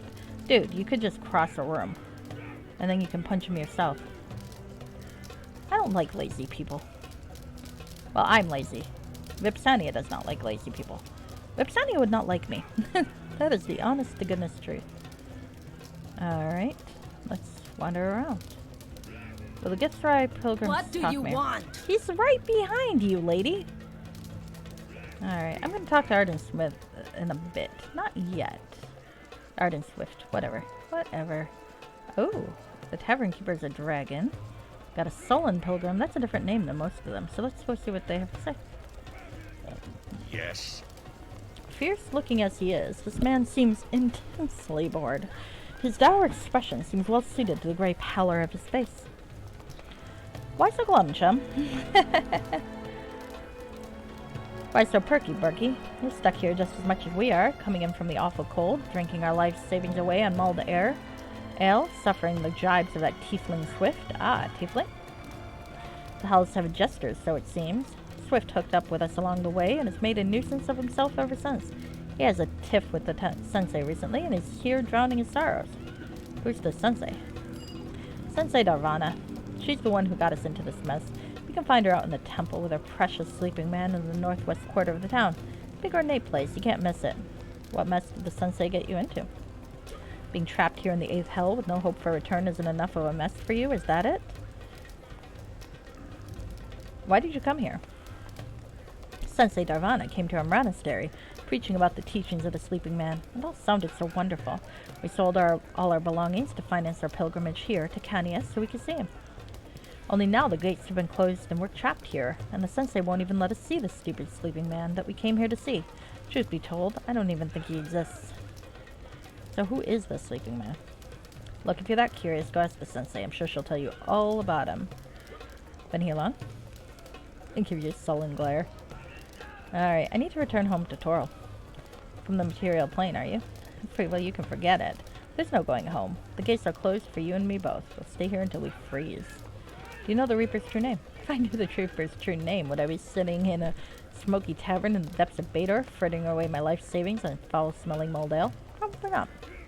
Alright, so I got an idea of who I talk to next, which means I can look around and see what we are looking at in terms of who we've got around here. I'm moving. That was not intentional. Okay. I feel like... Oh, there's a smith. Let's go see the smith. I don't think I need to upgrade my weapon any, to be honest with you. Erebeth might, but I don't. Resolvir! Hey! This asshole. Oh, you filled from the halls of Undermountain, a 4th edition module? Neat, neat. That sounds fun. Alright, well, let's talk to Resolvir. I remember that guy. How did he end up here? Where are the others? He's not in the Abyss? Well met. You recognize this drow as Resolvir, the drow smith from the Seer's Rebel camp. He gives you a grin and says, I didn't expect to see you down here, Vipsania Shadowstar. Welcome to the Hells. What are you doing here? I was killed during the siege of Lith Myathar. Not exactly sure why I ended up here exactly. Maybe the 8th Hell just needed a good weaponsmith. Well, that's true. I mean, if he was a follower of Illustrae, he should be up in the heavens, right? Well, or Celestia, or whatever the fuck it is. And if he's a follower of Lilith, he should be in the Abyss. Seems he must have gotten caught up in Mephistopheles bullshit. One second. My computer does not think it's plugged in. That can't be good. I might need to replace my cord or something. Oh, there we go. Tilt it. It's fine. Alright. Not so bad. I've been able to rebuild my forge, drawing heat from down here below the ice. I've already crafted enough items to restock my inventory. And while business is slow, it's better than nothing. Oh, I can see what his prices are, so I can compare. The clientele are a bit different. Devils and gifts are instead of drow, but other than that, the more things change, the more they stay the same. At the heart of it, I'm still selling and upgrading weapons. So let's ask... Oh, well, that's actually not what I meant to do, but okay. Let's see your inventory. Alright, he also has an upper limit of 50,000. Won't buy a single arrow, that's okay. Oh, 155. Alright, so Resolvir has better prices than Gruul. So I'm going to be selling shit here, I think, but after I talk to the tavern keeper to be sure. Let's see. That's okay. I kind of like the thought of my ill-gotten gains being in Resolvir's possession instead of Gruul's anyway. Resolvir can use them, I'm sure. Okay. I am sad that 50,000, because some of these are going to be a lot more than that, but that's okay. We'll see what we can do. I should probably upgrade her longsword, though. At least to 7. Oh, resurrection. Nice. Resurrection rod. Everyone's got a resurrection rod nowadays. And some health kits. I might buy some of those. Alright. Now let's ask Resolvir some questions. Met. Back again? Something else? Alright. I haven't really been here long enough to learn anything. I've been concentrating on restocking my inventory. I can help you with that, and upgrading weapons for those who need them. Alright. Goodbye. You know where to find me. Well, it's good to have a friendly face. He doesn't seem to hold any grudge for me, betraying them and getting them all killed. That's nice. Perhaps he didn't know. Ah, so your players are meeting a goblin king named Jareth while they're in the Undermountain. Have none of them seen the labyrinth, or are they all enjoying the in-joke? Because sometimes I talk to young people and they don't know the things that I would have considered a touchstone of my experience, and then I feel old.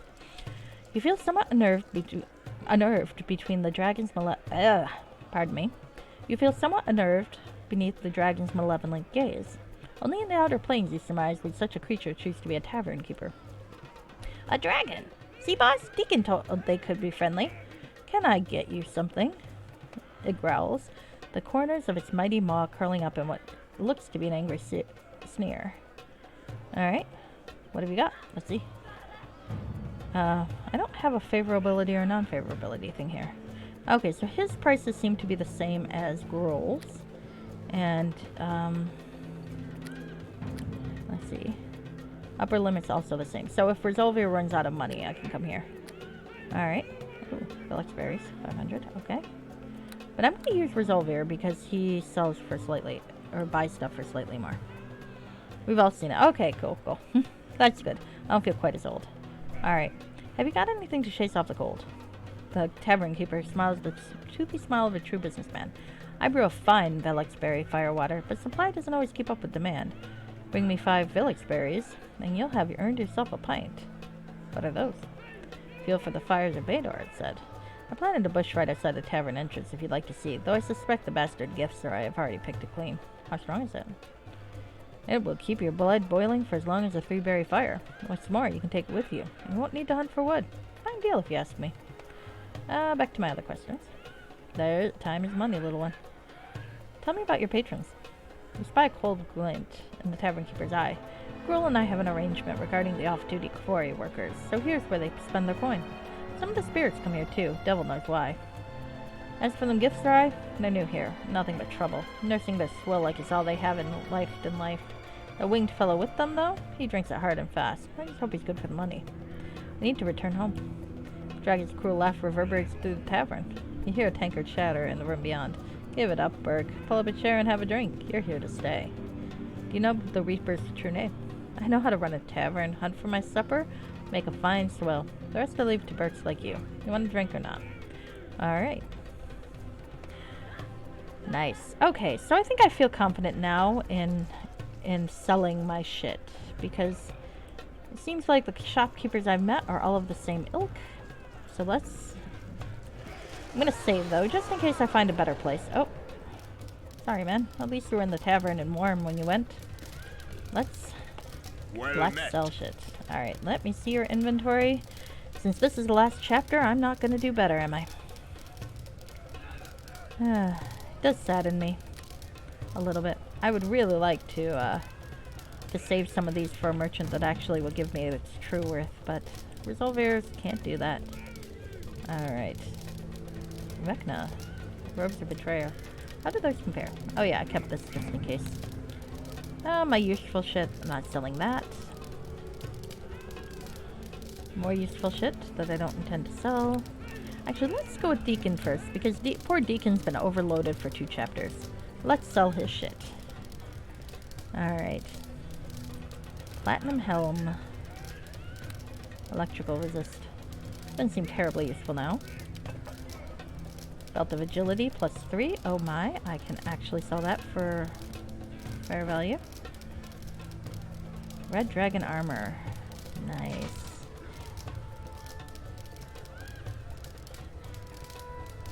Dwarven Warax, also nice. Oh my, look at this. I am getting to sell shit without even getting into the 50,000. That's good, because I might want to keep that. Glorious Revolution for 18,838. Armor of Command. Gosh. Whoa. My money has gone up. Okay, I'll come back to that. Gloves of the Hidden Fist. What the hell? Oh, did that go? Okay. Alright, that was weird. That made me nervous. Dove's Harp, he's keeping that. I want him to use that. Mace 4. Amulet of Will 6. Look at all this treasure I have. I feel so happy. Oh look, Deacon's actually starting to get to a level he can carry shit. Even without selling the upper limit stuff. Probably should sell those though. Because the likelihood of me getting any more than that's pretty limited. But Velshorus's whip. Bye-bye. Not yet. Yes. We'll come back to that. 2 million. I wonder if that will be enough. Maybe. Great Worm Gauntlets. Let's see. You know what? The only problem is, I think Deacon really could use dexterity. On the other hand, I'm not having him be a ranged fighter, so I might have him keep those. Yeah, let's have him keep those. But we'll keep this just in case. In case it turns out badly. I don't think I need... Oh, hatred and strife. Bolt of negative energy. Nymph cloak. Cloak of the bat. Flail of destruction. Oh gosh, look at me. I'm doing so good. Crossbow of murder I might have him keep for now. Because I might want to switch him to ranged. Which is the other reason I'm keeping the other armor. Death's Handmaiden. My word, look at this. Look at how successful I'm being. Come on. I am planning to play an adventure after this, it occurs to me. So that's why I might not sell everything I've got. Although I might regret that. I might regret that.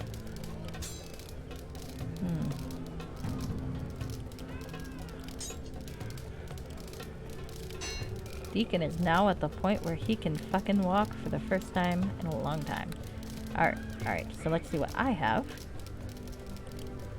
that we can get rid of. Yeah, I'll probably get rid of that. I don't need another one of these. 5. I was possibly going to keep that, but maybe not. No one buys stolen goods, do they? I don't need 2 commander's rings, do I?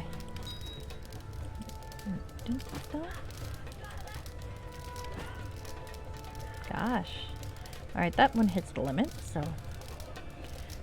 You're having an off week and substitute writing for a bunch of Labyrinth and Shrek puns. Nice. I feel ya. Sometimes, you just gotta go where the heart goes. Alright, actually, let me save. Because it would be really fucking Computer, you are plugged in. Thank you. I'm gonna have to figure out how to set up my cord so that it stops thinking it's unplugged. Probably gonna need to make backup cord at some point. Alright, well now I've got some more room to store loot. That's always nice. Do I need epic gloves of spellcraft? Probably not. I mean, I could. What am I wearing? Oh, shit. Alright, we're gonna reload. I want those epic gloves of spellcraft. Fuck it. I didn't realize I was wearing fucking dexterity. Shit.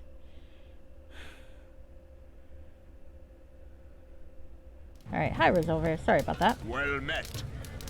Inventory. Okay. Still doing good there. Alright. So, let's yank that out, because I want that. Sellers. Yep. We'll put that back on. There we go. Perfect. Okay. Let's see what's in the magic bag. Lots of space. And other stuff. Okay. The belt of priestly might? A lot of thunder and lightning. I do like things that are 1 use per day, so I'm gonna keep that. Goodbye, rapier. Green leaf, goodbye. Armor of freedom, goodbye. Stone cold club, definitely goodbye. Oh my. And Ichthy's neckline. Oh, goodbye. Oh, how lovely. And my scythe. Shit, I stole. Patron armor. Withering. Those do sell for nice, but they hit the upper limit, so do I want to keep them for the next module, perhaps even? I can't believe I'm even thinking about that. Well, not sure what's going on with Control Undead's icon there, but we're going to leave that alone. Ring of Clear Thought. I've got a 6, so I don't want that one. Iron Skin. That is nice. Maybe I'll keep that just in case. I might need it if I start taking too many hits. Lover's Wrath is a maximum. Maybe not yet. Maybe. We'll think about it.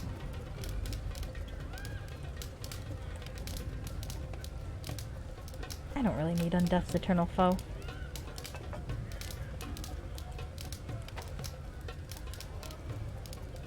Pixie Lance, nice. Ring of Bone.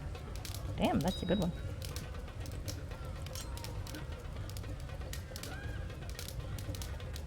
And fist. Boots of reflexes. Well now. Gosh. More fucking... Okay. Not selling that. Shard's belt priestly might. I might not sell that because I'm hoping to get myself to a point where I can actually wear it again. Otherwise I can sell that.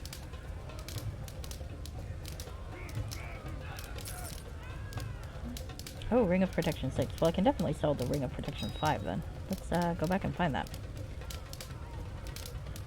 Yep. Oh, that's a big jump. Alright.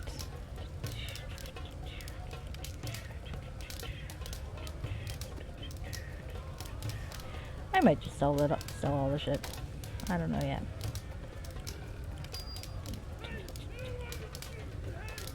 Oh, I can poison my weapon. Nah.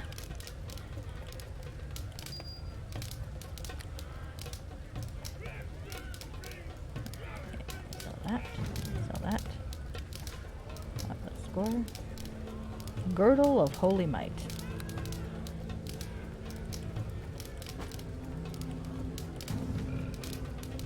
Major fire resistance. I thought I had one of those. Do I? No. Never know when you need to fight. Keep that though. Not getting rid of that. Electrical resistance. I'm gonna keep the major resistance rings, I think. What do with Diva's blood?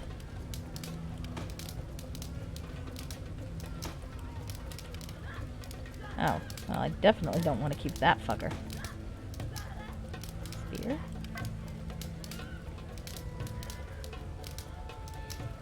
I wonder if I'll have enough. I'm still not sure.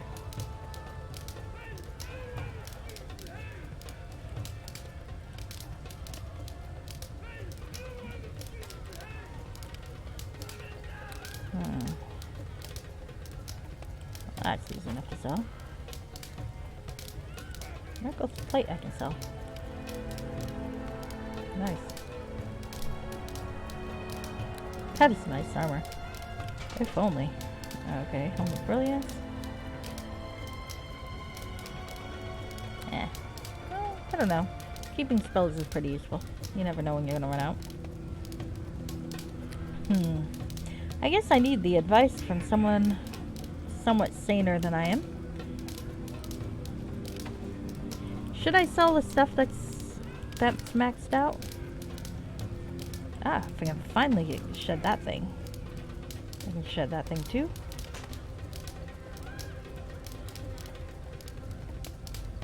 Rod of Fire. Ah, charges. You never know though when you're gonna need it. Okay. I have 2 robes of Vecna, I think. So. Okay. Alright.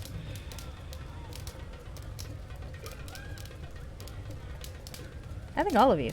Hi, Effector of Change. My Drider baby's doing okay. He's right here. I'm just trying to decide.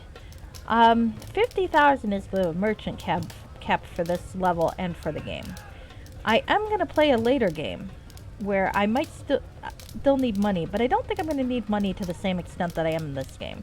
So I'm kind of thinking I'm just going to sell everything, even though I'm probably losing out on money in the future. I think because I'm going to get more shit as we go, to be fair. So I'm thinking maybe I'm just going to sell the stuff. What do you think? Maybe I'll flip the coin. But my Drider baby is doing well. He is adorable. We're in hell right now, for reasons that are a little complicated to explain.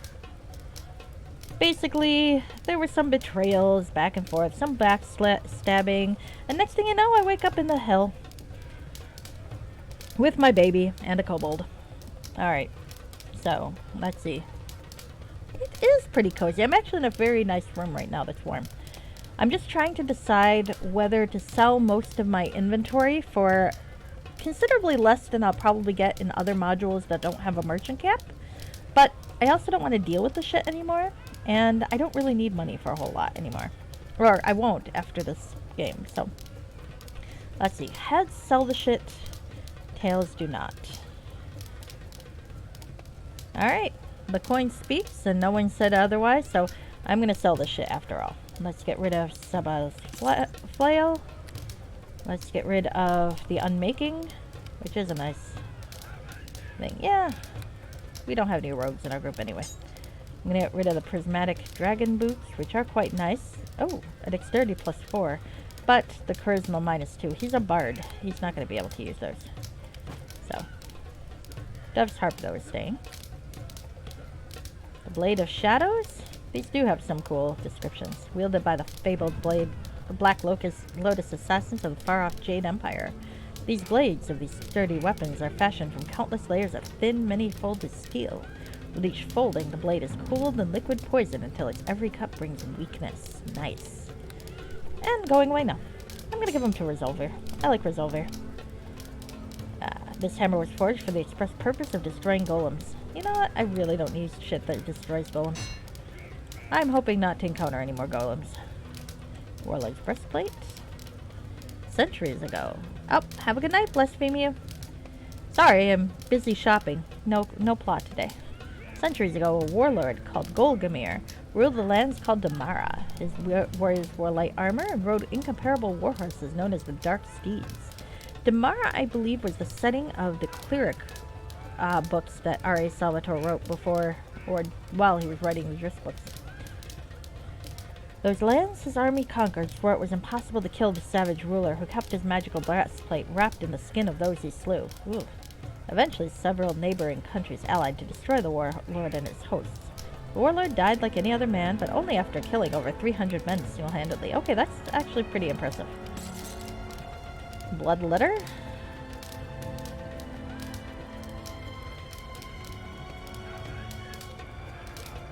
Okay. I'm actually wondering if I should be giving some of this shit to Erebeth. I wasn't really thinking about it before. I might have sold shit I could have given to her. Oh, that's alright. I don't care that much. Let's be honest here.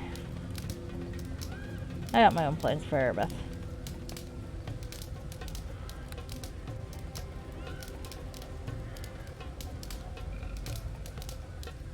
Well, maybe not. Maybe not. I was contemplating it, though. Oh. Nah. Alright, so let's sell hatred and strife. Fair enough, fair enough. Well, you feel... hopefully... you feel better soon. Unless the drugs are recreational, in which case I hope it's legal where you are, and it's none of my business if it's not. So.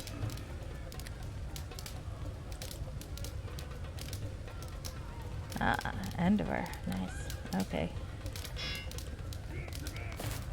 I should probably see about upgrading Erebeth's weapon, though. I hate to waste the money, but I want her able to hit shit, so. Alright. Alright. Let's get back to this and sell everything I don't want to keep. Those are mine. I do want to keep those. I like having alternates open. I do want to keep those. One of it's Deacon's book. I'm sure it's all not selling Deacon's book. Deacon is adorable. Alright, but I don't need a belt of agility. Alright. Look at all the space I'm going to have for new stuff that I will promptly sell eventually. Alright. Thunderbolt of lightning. Very, very... Ah, this man I murdered. The blade of the scythe has been honed to an edge keen enough to sever an opponent in two with a single blow. I murdered that guy for this. That's great. Well, not for it. It was my reward. Matron armor. Oh my. No description for it, though. It's nice.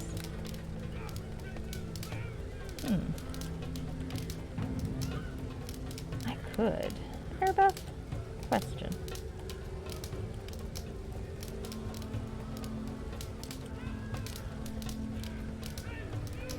Armor bonus +6. More bonus +7. There is some sort of weird poetry in putting her in the Vel'Shros's armor, huh?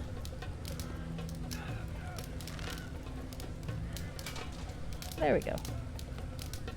Is it still cleavagey? Let's find out.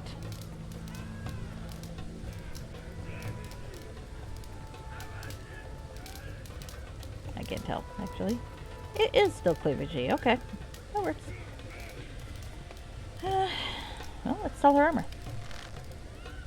I get the same amount for it, so it doesn't really matter. I should have given her maybe a better weapon, though. Oh well. Wasn't really thinking about it at the time. And now I'm selling shit, so it doesn't matter.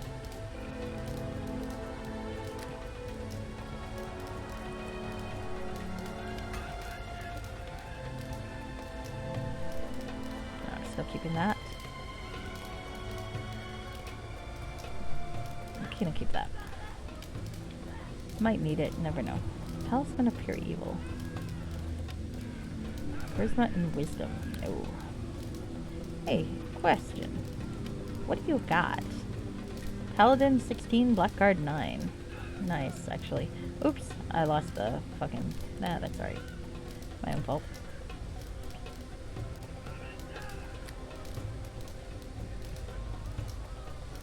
Improved critical longsword, so I should just keep her with the longsword. Okay. I didn't have any longswords. Alright. Okay, sorry about that, Rizovir. I need to see your inventory again. Well met. Inventory, please. Oh, wow. Look, I've got 4 million gold. I am definitely going to have enough for what I'm seeking to do, I think. I am absolutely going to have enough. Okay.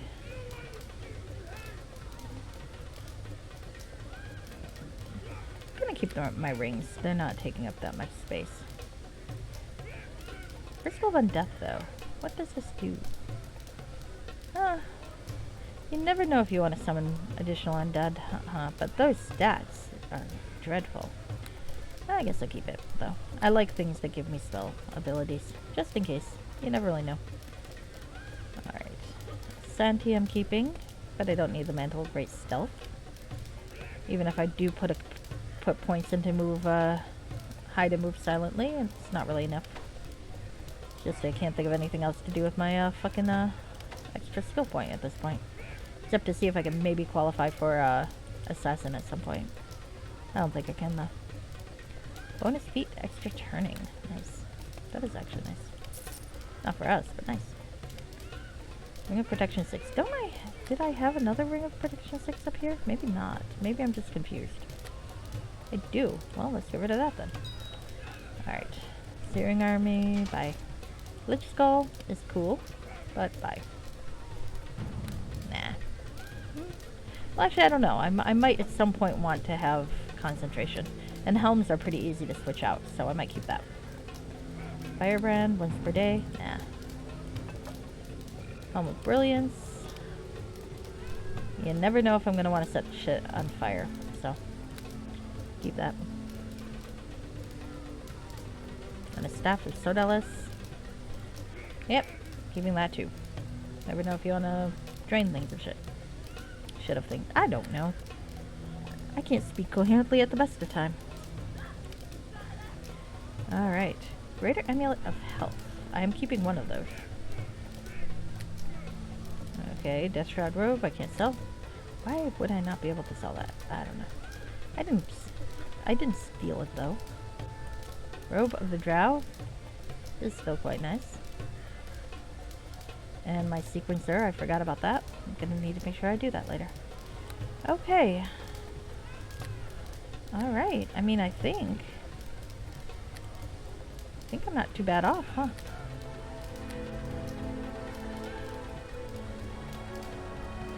I think that's everything.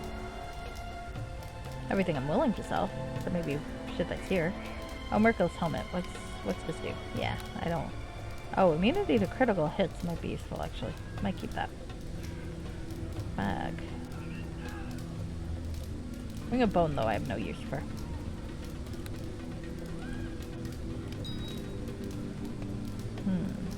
Okay. Alright. So now I'm going to save and I'm going to see what it's going to cost to upgrade weapons. Because I still want to have that. I want to upgrade a weapon. Oh, wrong thing. Cancel. No, I don't need a pot helmet, thank you. You're very kind, for Zolver. You are. Well met. Alright, upgrade a weapon. Can I upgrade someone else's weapon?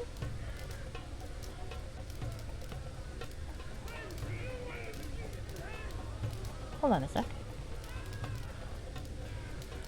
How much will it cost to upgrade Erebeth's weapon a little bit more? Let's see. I guess I could give her Inseric, but I feel like I don't want to do that. You know, I would really prefer to see what's going on. Okay, ask some questions. Upgrade a weapon. Longsword plus 4. How much will it cost?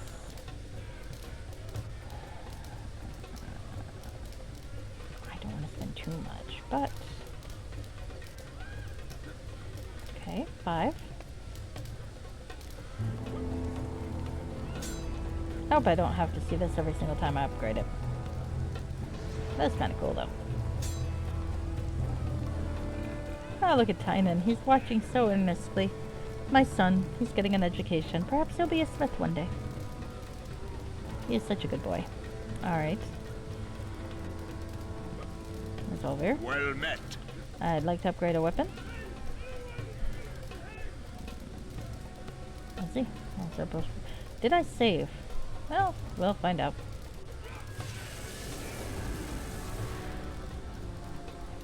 So this should be 6. And let's see now. It says longsword plus 4, but it's actually a longsword plus 6. Well met. Upgrade a weapon. How is my money situation? Yeah, not too bad.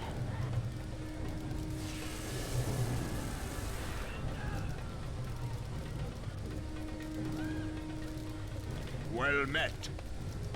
Do I want to make it to 8? Oh, that's expensive. I've heard that 7's the limit of what you really need for that, so I think I'm going to go with 7. Alright, goodbye. I might regret this. I might regret this very much if it turns out I am miscalculating and she will need more, but I've heard that 7 is the maximum to get through any of the defenses. Do I want to do deacons, actually? Can I? What you got, Deacon? Oh, poor Deacon.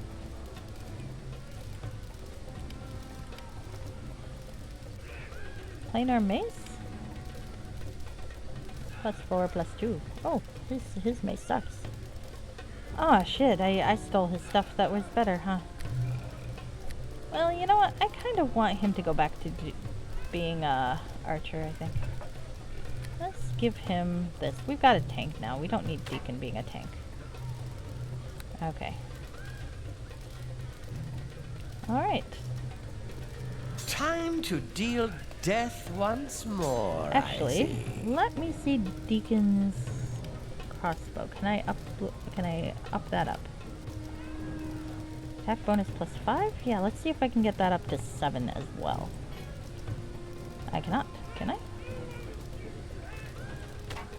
Okay. Where'd it go? There it is. Well, let's put it on. Yes. Alright, Resolver. How about we do this one? Upgrade a weapon. Crossbow murder. Oh, wow. Okay. Just 6. Well met. Upgrade a weapon. Crossbow murder. To 7. Okay. Alright, so I'm going to give this back to Deacon.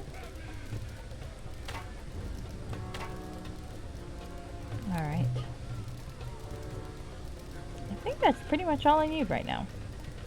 And I've still got, well, let's see, how much will it cost to go one more from me? Upgrade a weapon.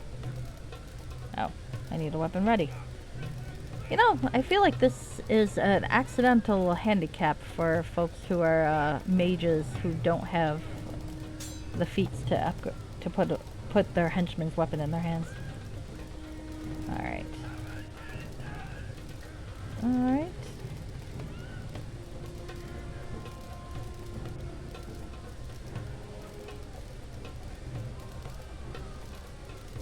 I want to make him 8. Yeah, let's go plus 8. Okay. I think that's all I want to do. I think so. I think 4 million gold is going to do what I need. Probably with more besides, but that's good. Alright. So, let's save here. God forbid if I did fuck this up royally, I might have to backtrack all the way here. Alright, I don't need that anymore. That is a good place for this one, actually.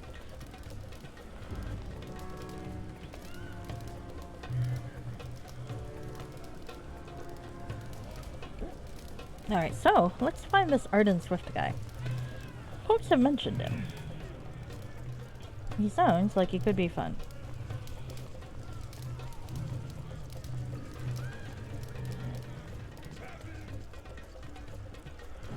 Okay.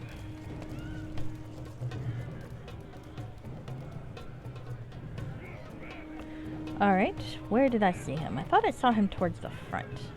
So I remember mocking the people who were like, if you see him, punch him in the face, and he was right behind them. There he is. Hello, Arden Swift. Oh. An elderly man with a lopsided grin casually juggles balls of fire at the side table, occasionally earning the scowls of some of the more dour-faced patrons. 2 horns protrude from his forehead, one slightly chipped. I remember Arden Swift, vaguely. Hail, traveler! Another jester! This should be fun! Oh, I got 200 points just for finding him. An elderly... Oh, same one. What's with the horns? They show up every time I visit the hills, it seems. They'll fall right off in a couple of weeks after I leave. It must be I have some fiendish blood in me. That'd explain me mother's side of the family, at any rate. Fiendish blood? Aye, we're called tieflings, Burke. Devils and demons being what they are, I reckon there's fiendish blood in most of us, to be honest. Angels just don't get around as much, if you catch my meaning. What brings you to these parts? Me? Oh, I get around. I stumbled upon all these pouting pilgrims as they were leaving Limbo, and thought they could use some cheering up. It seems I have a penchant for the impossible. Pilgrims? Have you no eyes? Little taverns full of them. Grey skin, dour faces, overly pious with the whispered voices. All of them led to the depths of the 9 hells by that fool-ass, the sensei.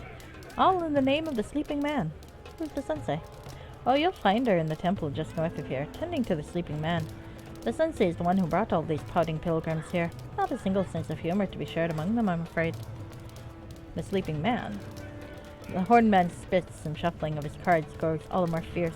If you got questions about the sleeping man, go talk to the sensei. I washed my hands of it. Washed your hands what? It's just a harmless joke, was all. These pouting pilgrims keep prattling on about the sleeping man this and the sleeping man that. The thought of waking the old guy up started tickling my funny bone. Needless to say, when the sensei caught wind of it, she didn't take too kindly to the idea. How did you plan to wake the sleeping man? Oh, an old bard gathers a few trinkets along the way. There's an instrument maker in Sigil, whose trumpets are fashioned with a small portal to the plane of pandemonium. Oh, think what Deacon could do with that. That sounds perfect for kobold music, yeah. Jesus, yes it does. Put your lips to it and blow, and all the howling winds of that mad place blow with you. I was planning to lean up close and put it right to his ear. Nothing can sleep through that cacophony, not even the sleeping man. Can I borrow your trumpet? Shuffling stops, the deck of cards slipping into his pocket as he reaches for another. Nothing is free, Burke. But it doesn't look like I'll be using it, not with the sensei watching me like a hawk. There's always a catch, Vipsania, at least with old Arden here. For the price of a little entertainment, I'd be willing to let you keep the blessed thing. Are you interested? Sure, tell me the rules. Alright, I'm going to teach you a little card trick. I'll let you shuffle the deck, and then I'm going to draw a card. You can ask 5 yes-no questions about the card, and then you'll have to guess what it is. A card trick. Aces are low, kings are high. There's no joker here but me, understand? Alright, repeat the rules. Okay. 5 yes-no questions. Okay. I guess. Let's do it. One more thing. Let's up the ante. Empty your pockets on the table. I'll let you know when it's enough. If you win, you get it all back in the trumpet besides. If you lose, I sweep the table and we play again. I don't like those rules. They're the only ones to play by. Not right now. I've got a few questions. Alright, do you know the Reaper's true name? I might. How much is it worth to you? No thank you. Not worth anything. He doesn't know anything. Back to my other questions. Nah, I mean, it's good to know I can goad him into a fight and kill him if I need to, which might be fun, but... Alright, goodbye. I guess I can put an ante on the table. Let's see what happens. How much do we want to put on the table? I'm not spending a whole lot, because if you recall, I need this gold. We'll go with 1,000. That's not going to be enough, but that's all I'm doing. Okay. Okay. Hail, traveler! Okay. The one that blows with the winds of pandemonium?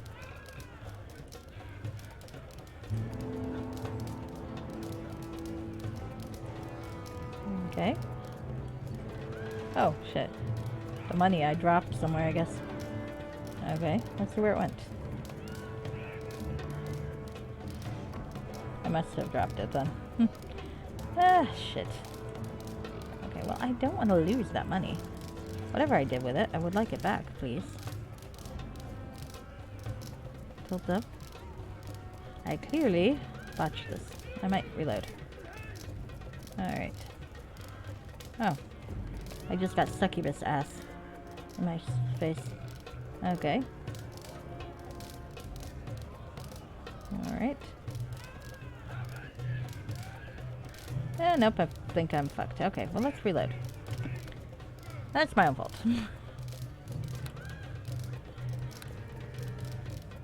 Alright.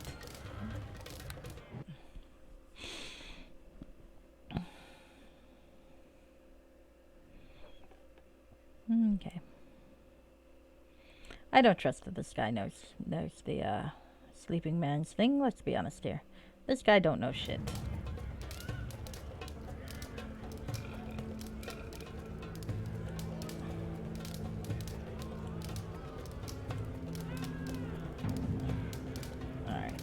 Let me think. Let me think. And I'm still at the wrong fucking angle. Let's fix that. I'm spinning around. You spin me right round, baby, huh? Come on. Let me tilt. Oh, fuck. Maybe I can't tilt. Nope. I want a top-down view, damn it. Hold on. There we go. That's better. Alright. Let's talk to him and put the ante on the table. Hail, traveler! The one that blows with the winds of pandemonium? Okay. Alright, we heard about that. Can I borrow it? Okay.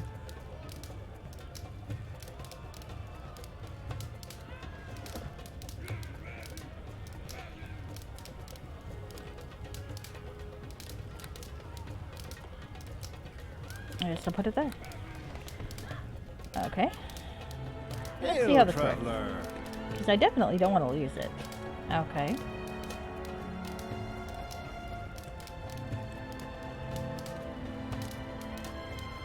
Let me think.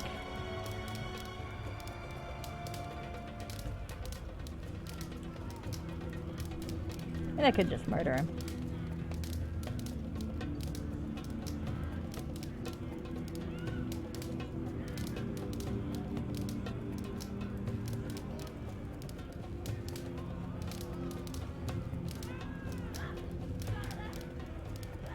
Let's see how annoying it is.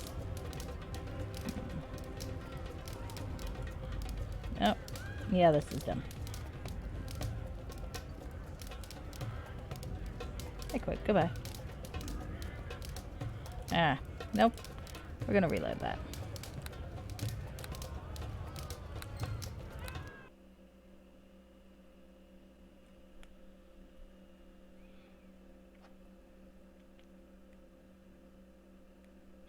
I might just kill him for the thing. Hail, I traveler. am evil. I keep forgetting that I'm evil. The one that blows with the winds of pandemonium? I want Alright. it. Well, I let's go with might. this. How much is it worth to you? Not worth anything.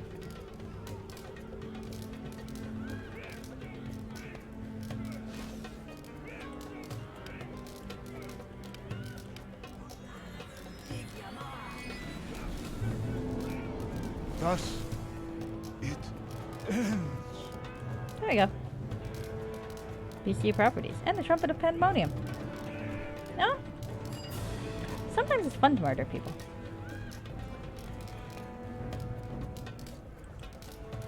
Okay. Alright. Well.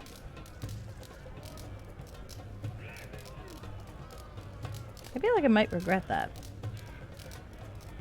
I feel like I might regret that indeed. Oh well. I feel like I'm starting to think I need an answer to a question from him. On the other hand, sometimes when you're evil, you just gotta murder people who annoy you, and he was annoying. So let's go with it. We'll just have to see if there's another way to get the answer I seek. Should I need an answer? Maybe I won't. Maybe I won't.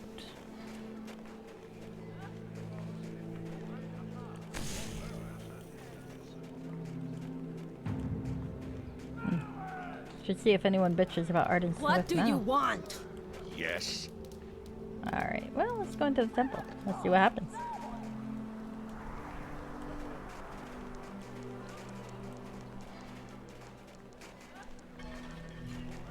Alright. To the temple, to the temple.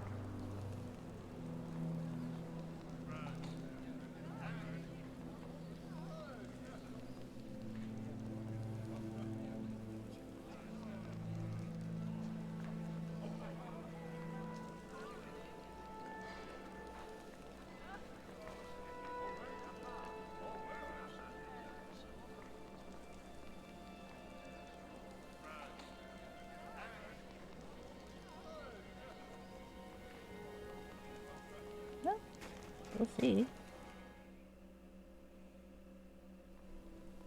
Ah. This seems like a nice place. There's the sensei. Let's talk to her. You are welcome here. Yeah. The tall, gray-skinned woman appears calm before you, her countenance somber. Muscles ripple beneath her leathery skin. As you approach, she turns to you, her eyes a deep and brilliant yellow. Oh. May I introduce you to the sensei? As for you, I'm afraid you'll need no introductions. Greetings. Like all who struggle in this life, I knew you would come to lay your troubles at the feet of the sleeping man. How is your pilgrimage thus far? Honestly, I think Vipstani already dislikes this one. How do you know my name? You see what I mean? The names we call ourselves are simple things, changing with the wind and writ plain upon our brows for all to read. The mystery lies with the inner name, the true name, the name written upon our hearts. You read my name from my brow? Upon your brow, in your every thought, with every working of your brain. I am a sensei of the gifts, or I've trained all my life to read the surface thoughts of those before me, so you're a mind reader. Of a sort. Your mind is a vast library, and my talents let me run my finger across the spines of its many tomes. I can read their titles and guess at their contents, but I can never take them down and truly read. Even with its limits, it is a gift I treasure, for this is how, title by title, spine by spine, I have come to know that the secret wisdom of the sleeping man. It is through my gift that I have touched his dreams. Tell me about the sleeping man. Oh, first fold mystery. Since you've asked, I shall answer. This is the first fold mystery of the sleeping man, so remember it well. He's a celestial planetar, a creature of good. Like you and I, he's a pilgrim, traveling the plains. The first fold mystery, what's that? Oh shit. Okay. Before they can behold the sleeping man, new pilgrims must answer his fivefold mysteries. Who is he? From where did he come? Why did he leave? What did he seek? What was the answer? What's a planetar? Just as Cania is home to many sorts of devils, so too are there many types of angels, ranging from the lowly archons to the mighty divas, planetars, and solars. Where do these angels come from? From many places. Some say the angels are all around us, even here. As for where the sleeping man is from, that is the second-fold mystery, and you will have to discover that for yourself. The second-fold mystery? What do you mean? Okay. Well, who is he? From where did he come? Why did he leave? What did he seek? And what was the answer? Okay. Why is he traveling about the plains? Why do any of us journey so far from home? I'm afraid that's the third-fold mystery of the sleeping man. You will have to answer it yourself. What can you tell me about the plains? Where would one tale begin? Where would such a tale begin, and where would it end? The plains are as infinite in variety as they are in their number. They cannot be described. They must be lived. My home monastery in Limbo floats within a sphere of water that in turn orbits an ever-changing chunk of rock, on which grows and dies an endless forest. What words can make that plain? How does one travel from plane to plane? There are countless ways. Spells, portals, vortices, shifting banks of fog or shadow. Not all work in all places. Here in Cania, there are only two, the gate and the tributaries of the river Styx. How do you know all this about him? I'm a sensei of the Githzerai. Oh, we've got that part. What is a sensei? As masters of mind, body, and spirit, we sensei lead our fellow Githzerai both to greater wisdom and to victory over our enemies. In your language, we would be known as monks, though much is lost in the translation. I mean, it's just Japanese for teacher. Like your math teacher is a sensei. Just saying. Who do you consider your enemies? We Githzerai strive to be a peaceful people, and have separated ourselves from others in our attempts to find that peace. Our brothers, the Githyanki, continue to hunt us, however, and we have not yet forgiven the mind flayers who we once served as slaves. It could be argued that our enemies have made us who we are. We're the Githzerai. Once long ago, we were almost human. The mind flayers held an empire that spanned the plains, and under their vicious command, we suffered countless centuries of slavery. Continue listening. Little by little, we adapted. Our skin turned gray and mottled from lack of sun, and leathery to withstand the beatings. They prized the mind above all else and bred us accordingly. Over time, our minds became like theirs. Slowly, we learned to defend ourselves against their mental probing, and small pockets of escaped slaves emerged. A hero by the name of Gith rose up among their number, and ultimately overthrew the oppressors.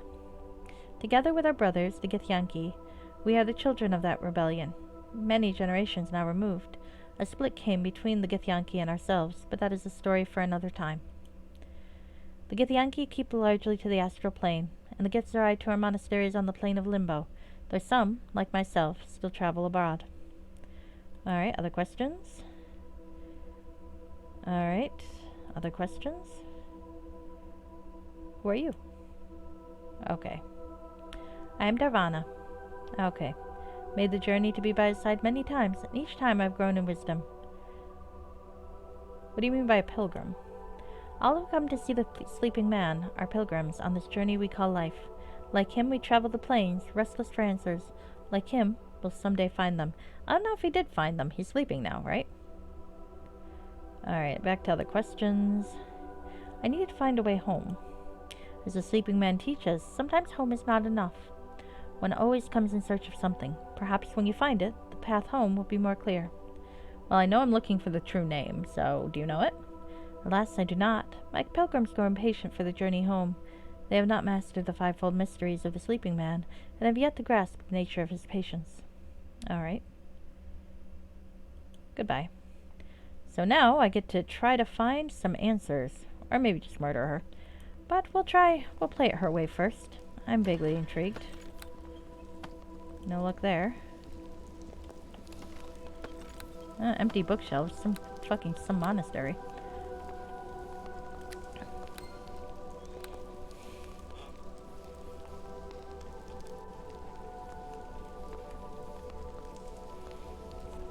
Okay. Didn't have quite enough room for that, but close enough. I can remember what it's about. Huh. Well, I hope Arden Swift didn't have one of those answers, because it kind of murdered him.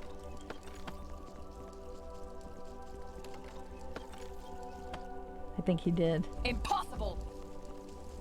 Alright, there, Beth. You can calm your tits, okay? Now there's a diabolical grin if I ever saw one. What are you plotting now? I like that echo, though. Don't help me if I fail to open a locked chest. Very well.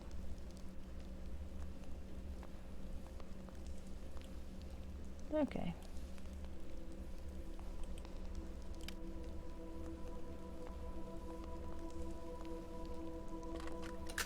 Oh. Oh, I guess I can go in anyway. Well, that's good to know. I guess I'll wait for a little bit, though. I'll see if I can solve her stupid mysteries, because it seems like I get experience from them. So. Has she murdered me yet? No, I don't think so. Alright. The sensei's in here now. What? I thought she was out there. Okay, let's talk to her again. You are welcome here. Goodbye. Alright. So none of these bookshelves seem to have books in them, which annoys me on general principle.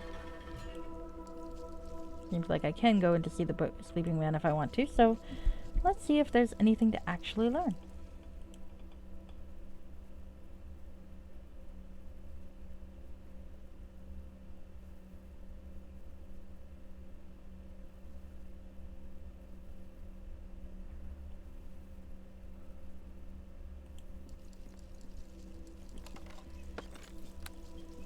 No. Oh, there's a tome. Okay, let's see a tome. Perhaps that will help.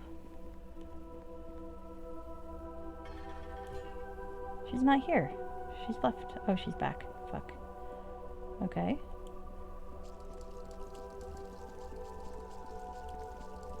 Alright, well, she was in here briefly, huh? The caretaker. Oh. I appreciate that I could just pick the lock, though. Stop that. Children, stop locking mommy in. Thank you, dear. Okay.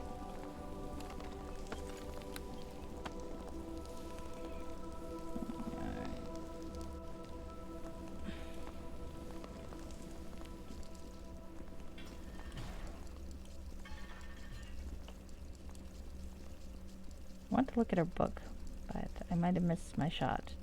So let's reload and try again.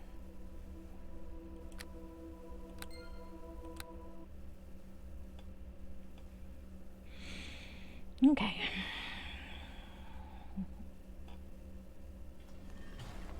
Okay. Let's look at the book while she's occupied. Come on, move out of the way. I think I've got a limited amount of time for this. Fuck. There we go. Read one of the entries. Books, move over, boss. I want to read too. The sleeping man dreams more about his search, tossing and turning restlessly as I probe deeper into his thoughts. That seems kind of vile, lady. The search has led him to the vast waste of Cania, well beyond the gates. I could almost feel the biting cold he suffered, as on the verge of death, amidst the blinding snows, he had a ring that turned the whole world dark and marked the path that compelled him ever forward. Mephistopheles had left guardians along his path, for what reason I know not why. 2 of them he killed with frozen hands, and he seemed to think that 3 others still remained. His injuries were grievous. Every step was agony, but every step brought him closer to his quest's completion.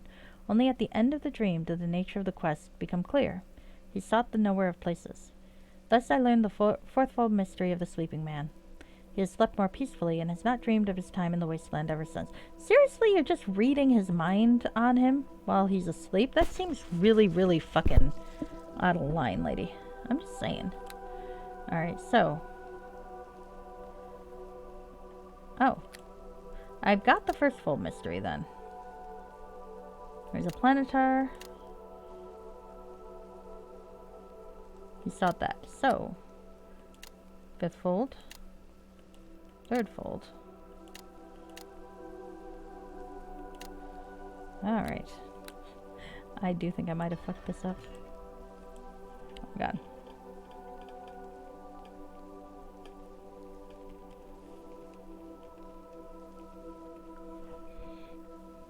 Because I feel like Arden actually has had one of the answers.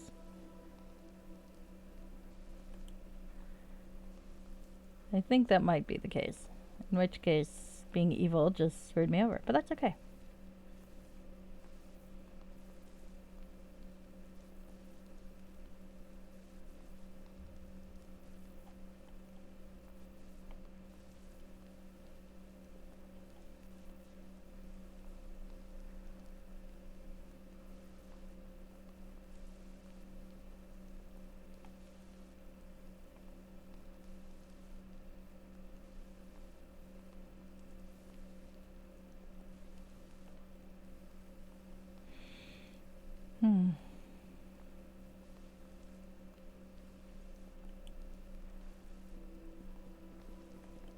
Okay, well, let's see.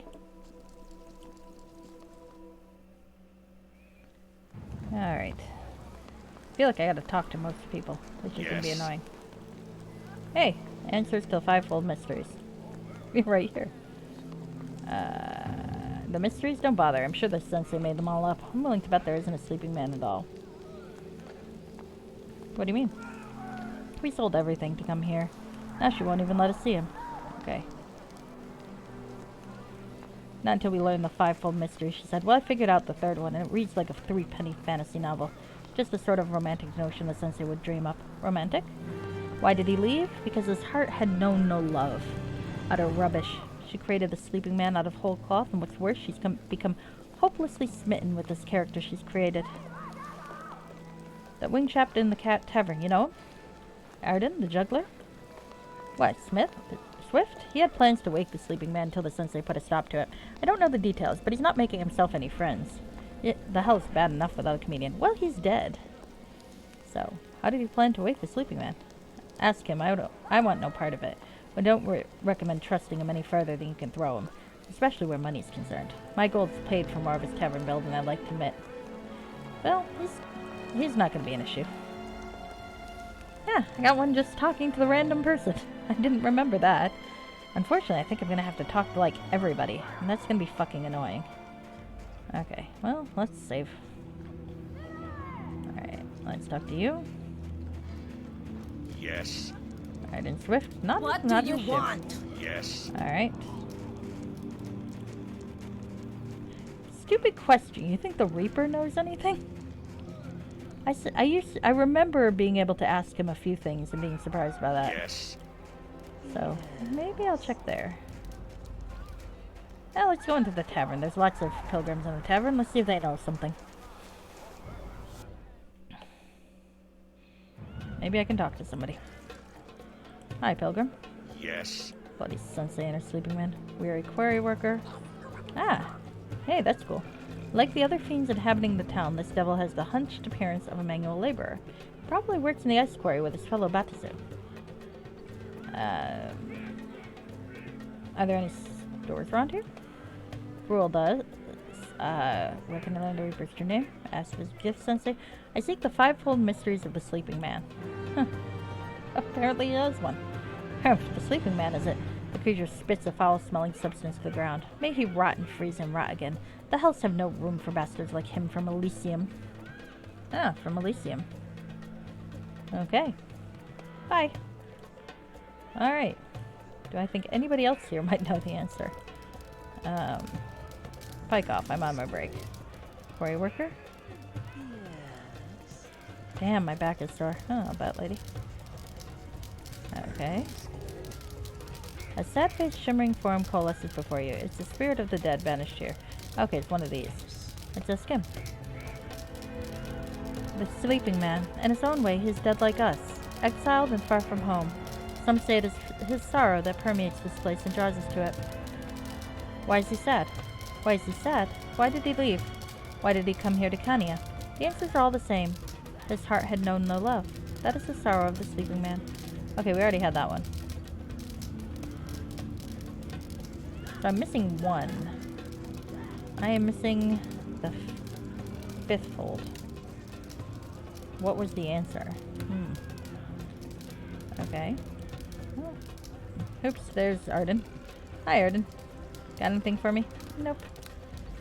Sorry about that. Well. I got a funny thought. I'm gonna save for a second. I want to see if this actually works. I don't think it will, but I think it would be hilarious if it did. So, let me see. Somewhere I have one of my rods of resurrection. I'm gonna reload. If he has nothing useful to say, I'm gonna kill him again. But I just think it's funny. Funny to try. Thought I had some. Where'd I put the fucking things? There we go. This one has 10. And this one has 10. Huh. Thought I had one other. I don't want to waste some if I've already got one out partially used, right? Sorry guys, I'm like this.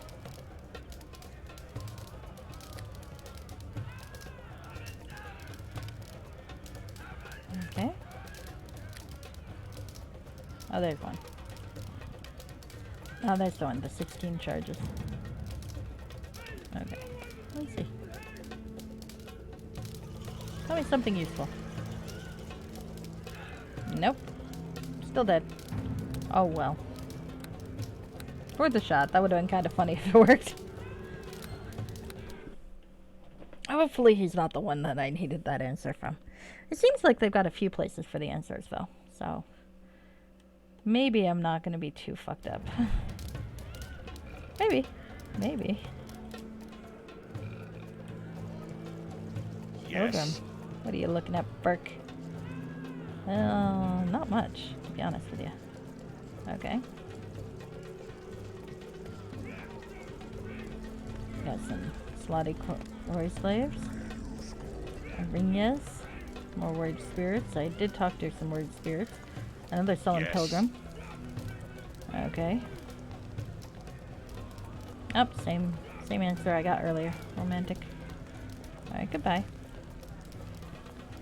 Do you think that the dragon might know? Because that would be fun if the dragon knows. Hello, dragon. You're a dragon. I seek the fivefold mysteries of a sleeping man. The dragon's warm breath smells like a rotting carcass. You think you can see someone's limb caught between its teeth. Sleeping, you say? Passed out, more like it. Ah, never mind. He's not useful. I like him, though. Yep. I did not mean to do that. Okay, goodbye. Okay. I doubt Resolver's been here long enough to know, but might as well try it. Ah, poor dead people. So much dead. Alright. Hi, Resolver. Well met. Up. Any questions? Nope, he knows nothing.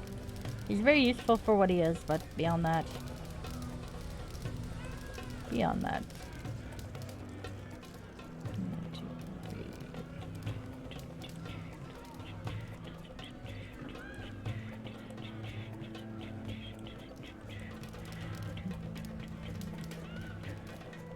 My worst case scenario, I'll just go through the door I already unlocked, but you never know.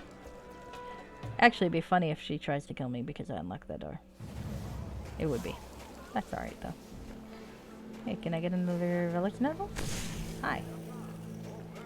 It's not. Alright. I mean, I already got an answer from a quarry worker, so I'm not sure going into the quarry is going to be a good idea, but could be. Don't think the Scrivener would know anything. Also, I'm not sure the Scrivener's still around. Yeah, I think I'm gonna ask the Reaper. It would be kind of fun to ask the Reaper. He's like, hail the dead. I'm very bored here. Let's go ask the Reaper. I feel like I could ask the Reaper something. I vaguely remember asking him something, but possibly not this. That's okay though. Let's see. Maybe not. Oh, I'm behind. I walked straight behind. Oh, actually, let's steal some berries. 3. Time in, sweetie. Off the plant.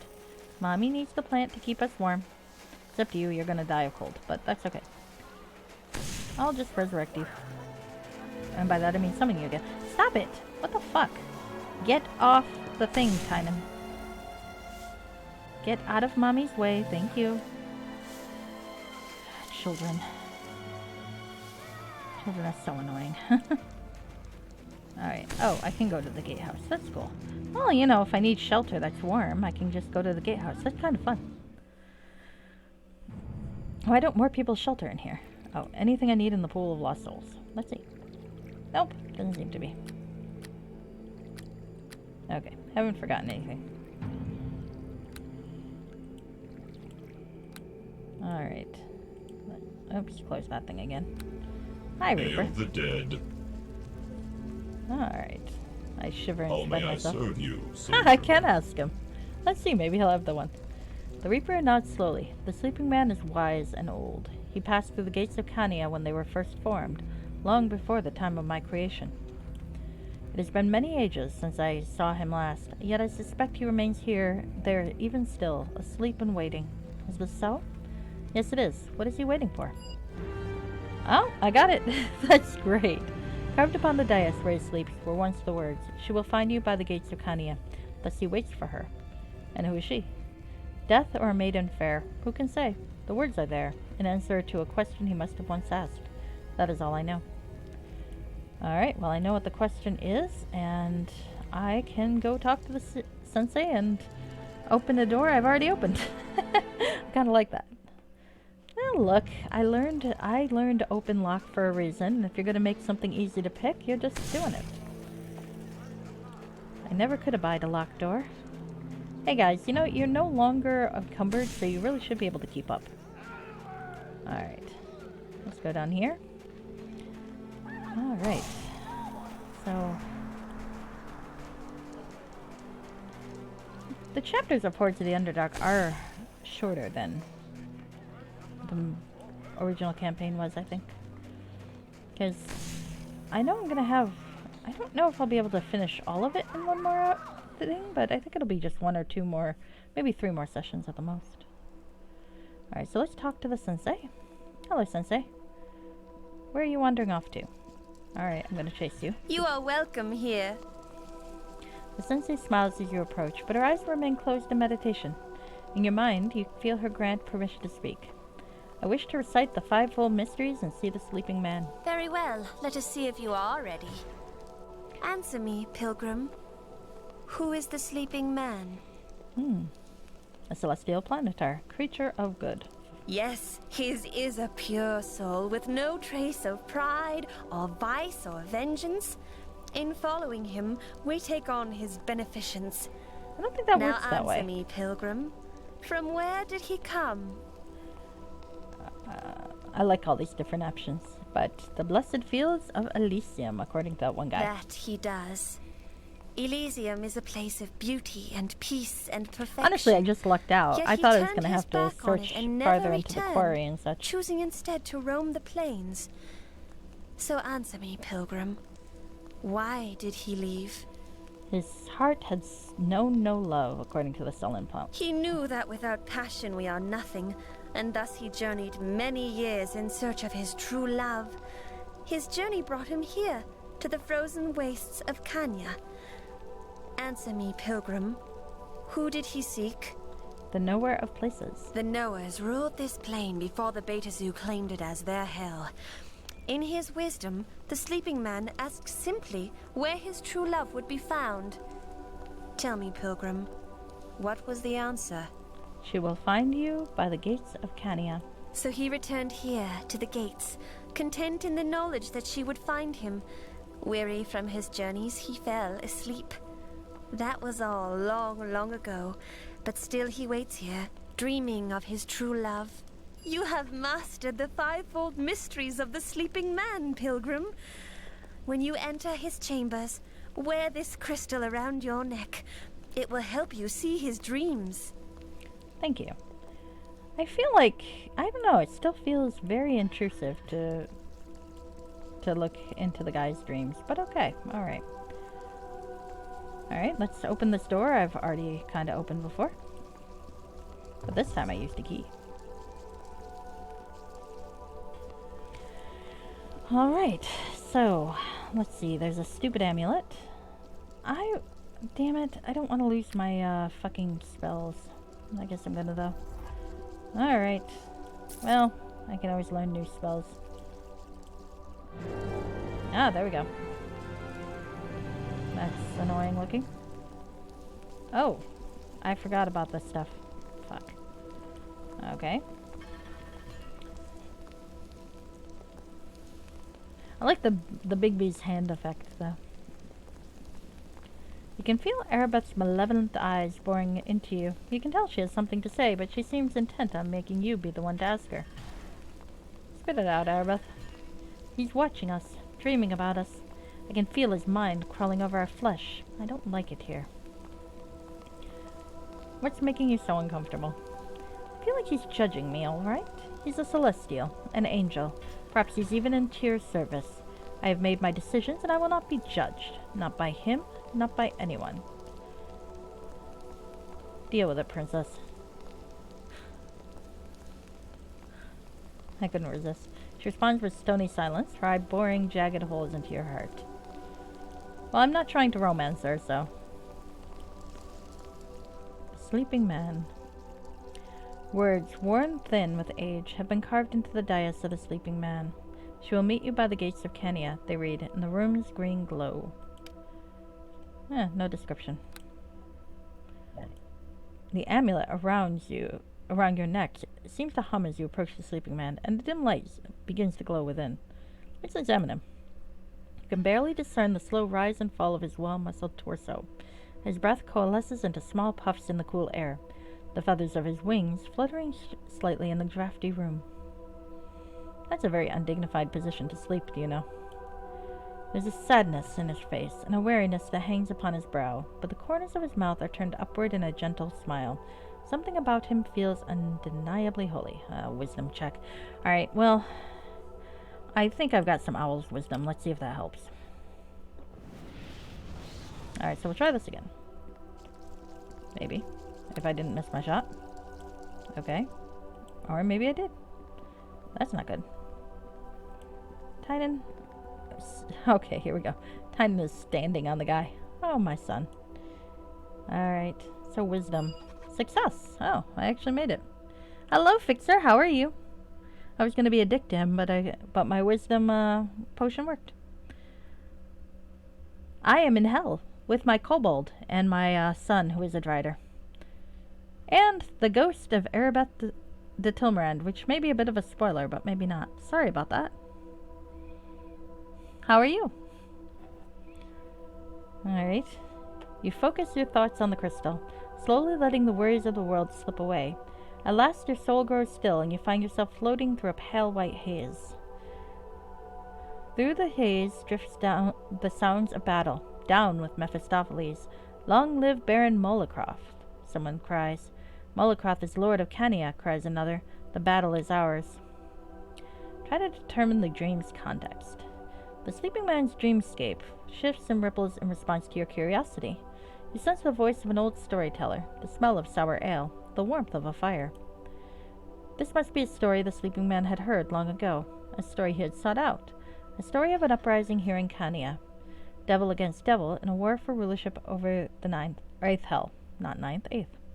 Focus on the name Baron Molocroft. I'm pretty good. The dream is all around you, each aspect so richly textured that there seems no end to its depths, to its completeness. You focus on the Baron's name and are filled with a sudden unease. Something is wrong, and you find yourself filled with a sense of impending doom. There's treachery afoot, and you sense there is something Baron Molocroft has not told those who follow him. Focus on the crying out. The voices are gruff and guttural, interspersed with the gnashing of teeth. They are generals on the devil's side of the blood war, and high-ranking ones at that. One voice is different, though, nervous and not devilish at all.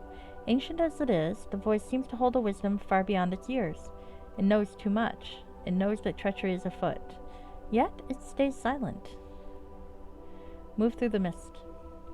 The pale white curtain parts to reveal a dozen devils and a stranger. He woke up. White as the mist that cloaks her. And now he's asleep again. Fuck that guy. One devil, the Baron, looms above the rest, obese and toady. He clears his throat to speak. His form, stretching, growing taller and darker. The Baron thanks the generals for their assistance. They cower in fear from him. As he slowly takes his true form, That of Mephistopheles, the lord they thought they defeated. Oh. Alright, focus on the concept of the Baron. It seems Baron Molocroth was a ruse, a devil's deceit through which Mephistopheles was able to uncover those who conspired against his throne. Hello, Shoegaze fan! You blazing it? Nice. Focus on Mephistopheles. He seems younger in this dream than you remember him, yet taller, too. The arrogance of triumph swirls about him, dark and almost corporeal. There's a certain sense of glee as well, a pride in his deceit. Focus on the rebel generals.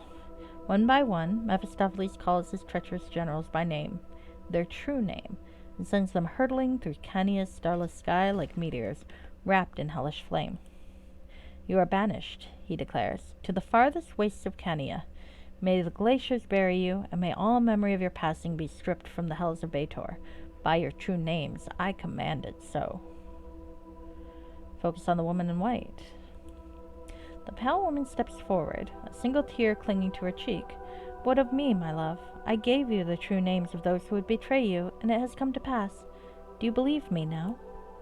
You are the knower of names, my love, he responds in a tender voice, and it is you, most of all, that I must banish.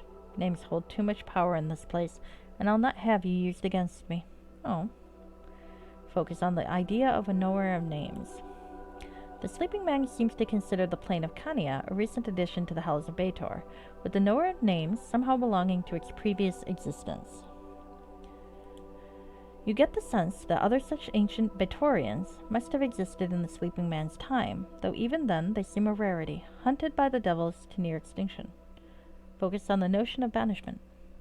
Through the mist comes the image of a remote glacier, its surface pocked by 12 smoldering pits. The pits slowly fill with drifting snow, the banished ones buried beneath its frigid weight. Bleh. Focus on the woman's tear.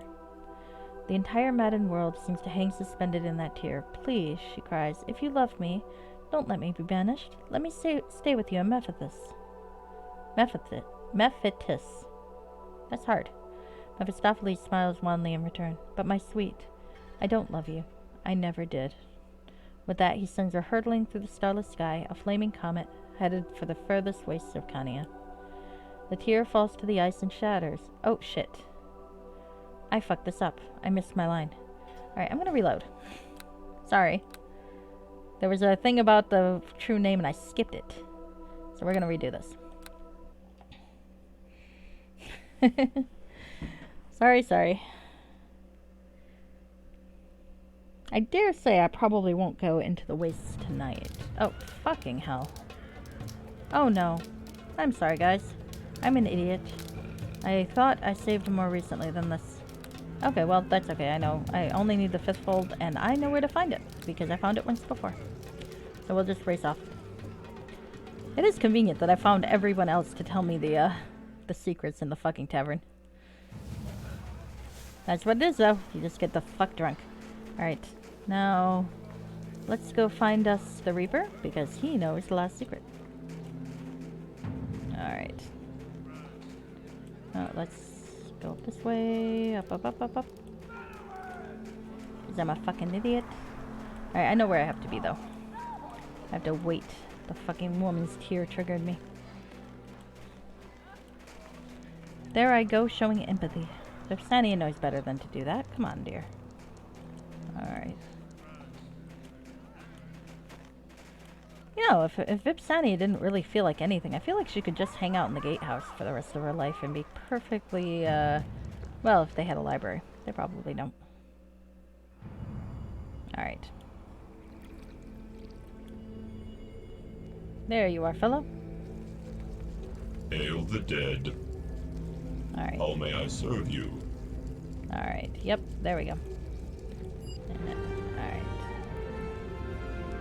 I must go. Thank you. Alright, so now we got that, and I can move back to where I was. Sorry about that, fellas, and ladies, and everybody else. I did not think clearly. Now I will save before I talk to him. One day, I seem to keep learning the same lesson over and over again. One day. Let's see. Oh, There I am, being ridiculous. Here I go. I might as well go out there.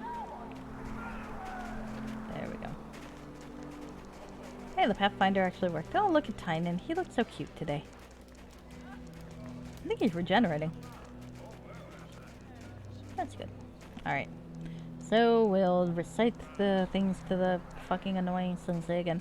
She uses the amulet to delve into his dreams. That just seems really intrusive. Like, oh, I'm going to worship you without your consent and stare into your brain without your consent. Because I can. Because why not? Why shouldn't I get to do this? I have the power to. Well, actually, to be fair, I think Vixania does understand that. Okay, recite.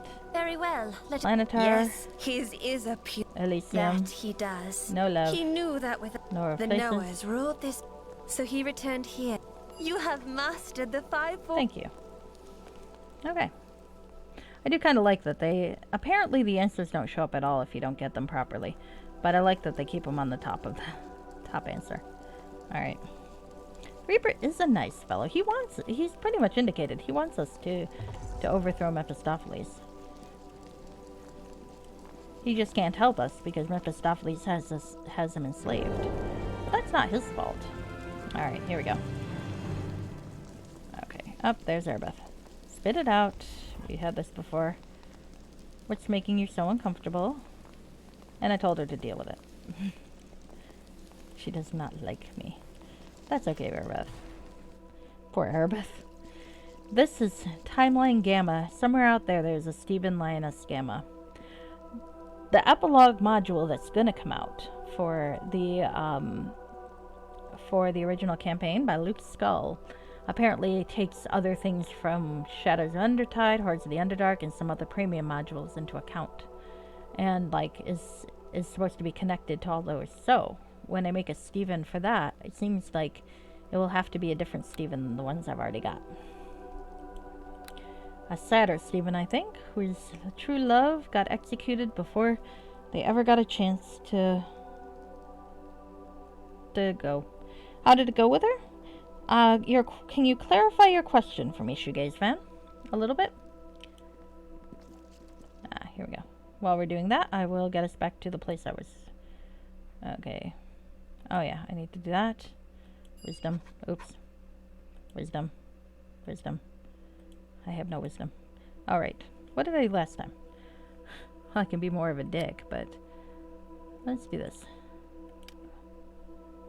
Oh, with Erebeth, when you met her. Well, Vipsania met her in a cave.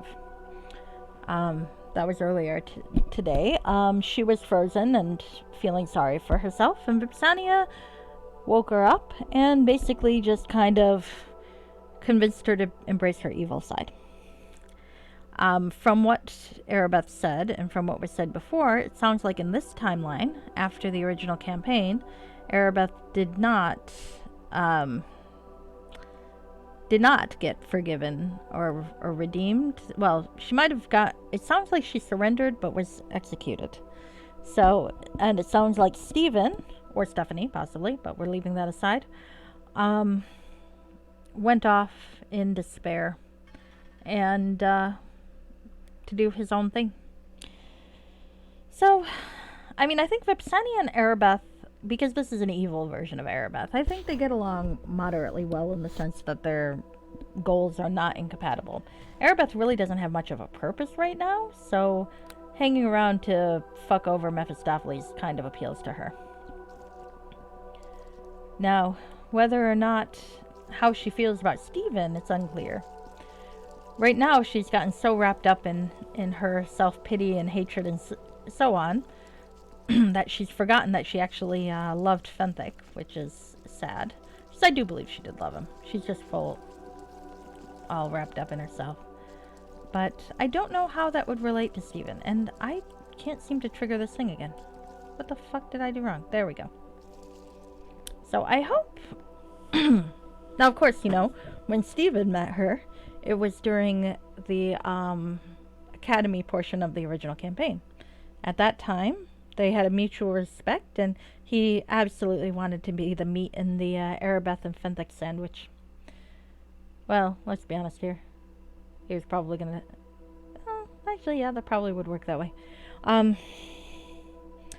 He was going to be very, very happy to be the human boy toy of some nice elves, but it didn't work out that way, and it's always sad. So I think Stephen Linus Gamma from this timeline will be very, very sad. I hope that answers that question, Shoegaze fan. Oh, and here we go. I should do this. Now let's focus wisdom. Really? Come on, I got it first shot last time. This is irritating. Alright, I'm gonna reload. I feel like I'm jinxing myself.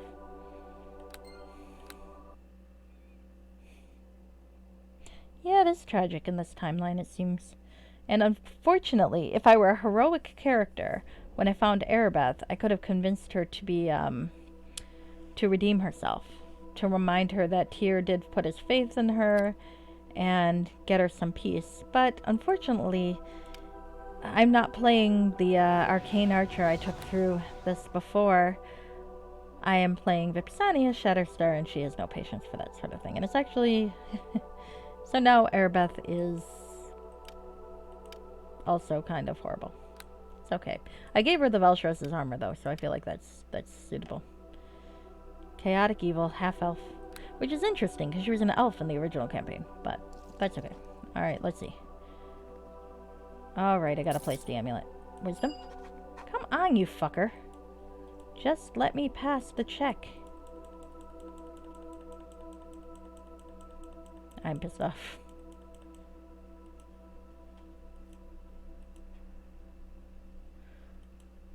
I guess I could wake him up, but I was actually enjoying the dream interpretation until I fucked it up.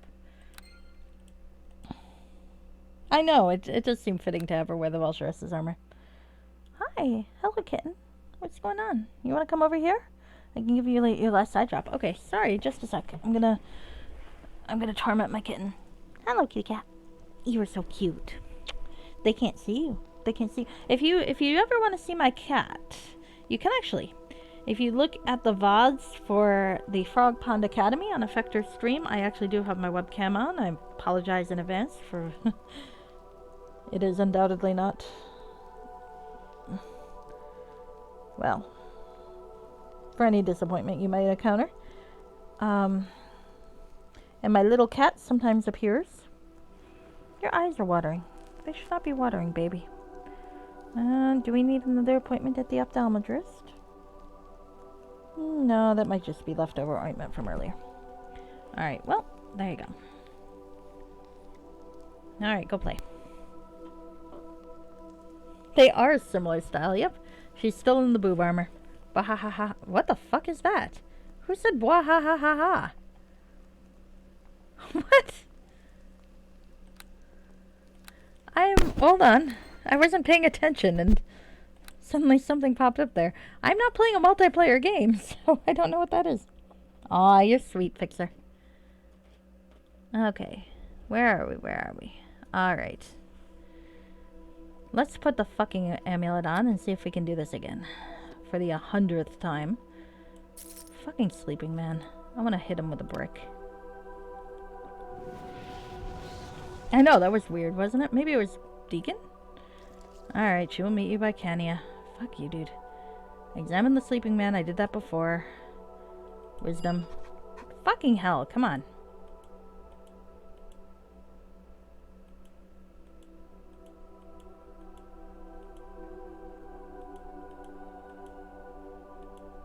You know what? Fuck this shit. Should I just wake him up? Let's wake him the fuck up. Cut him with a knife. You draw your blade, testing its edge on your thumb, where it quickly draws a bead of wood. Satisfied, you drive your knife deep into his thigh, pulling it downward to leave a gaping wound. That should do it. Blood fills the wound, overflowing onto the dais below, painting it the most beautiful red you have ever seen. As you watch, the wound begins to heal. The sleeping man wakes with a painful groan. No! No one disturb! You shall not defeat! Oops, I wasn't paying attention. That went well. Hey, cool, there's commentary. I didn't notice there was commentary. That's amazing. I love it.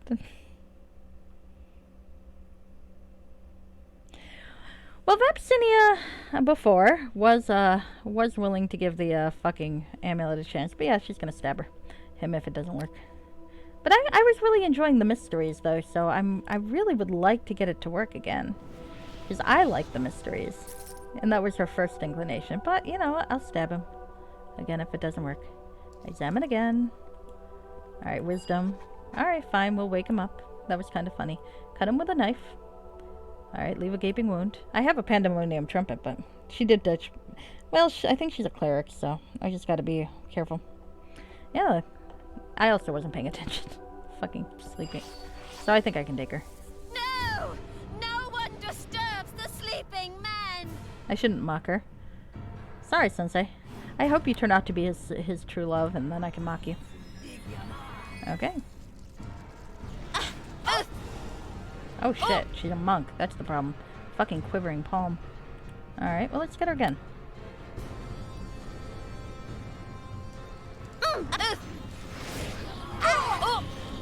Goodbye. Alright, well that worked. Sorry, Sensei.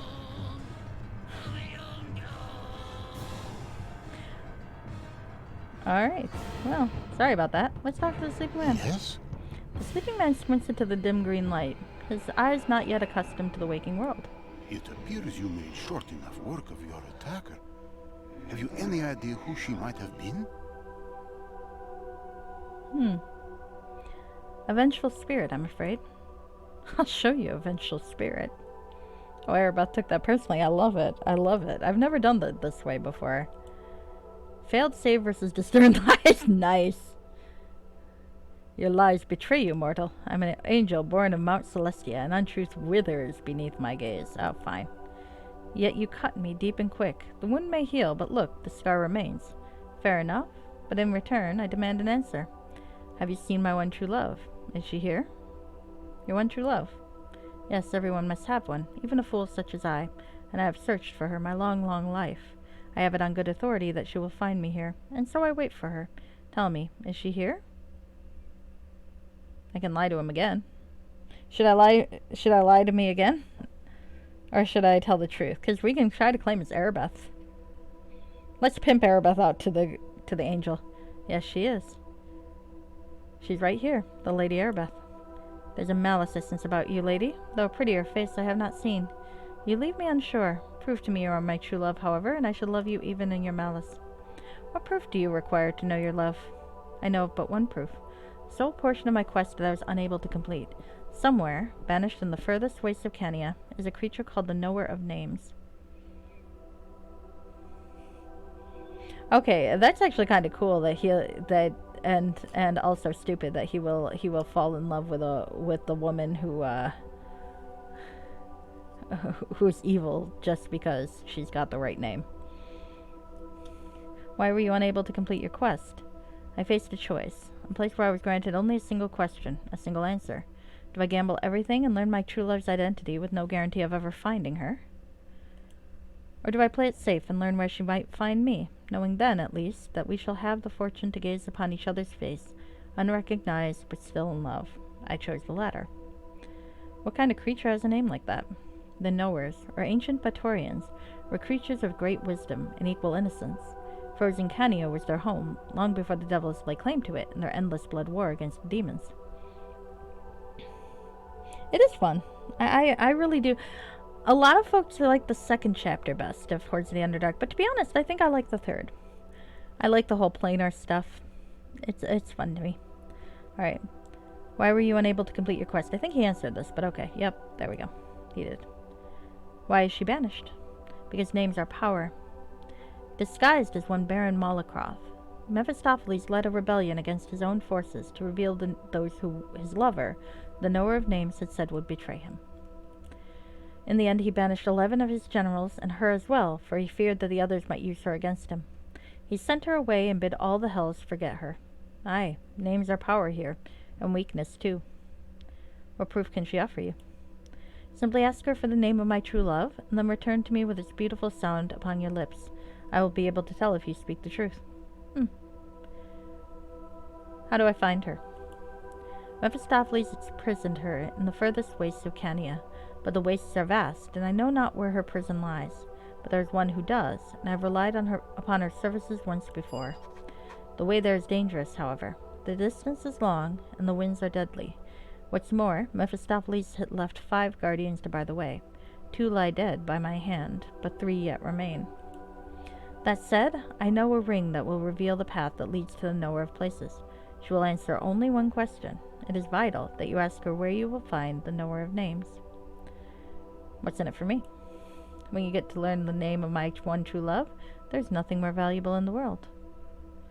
Yeah, I'm not sure that's enough. An eternal paradise, then. My love and I will bring you with us when we return to Elysium. Am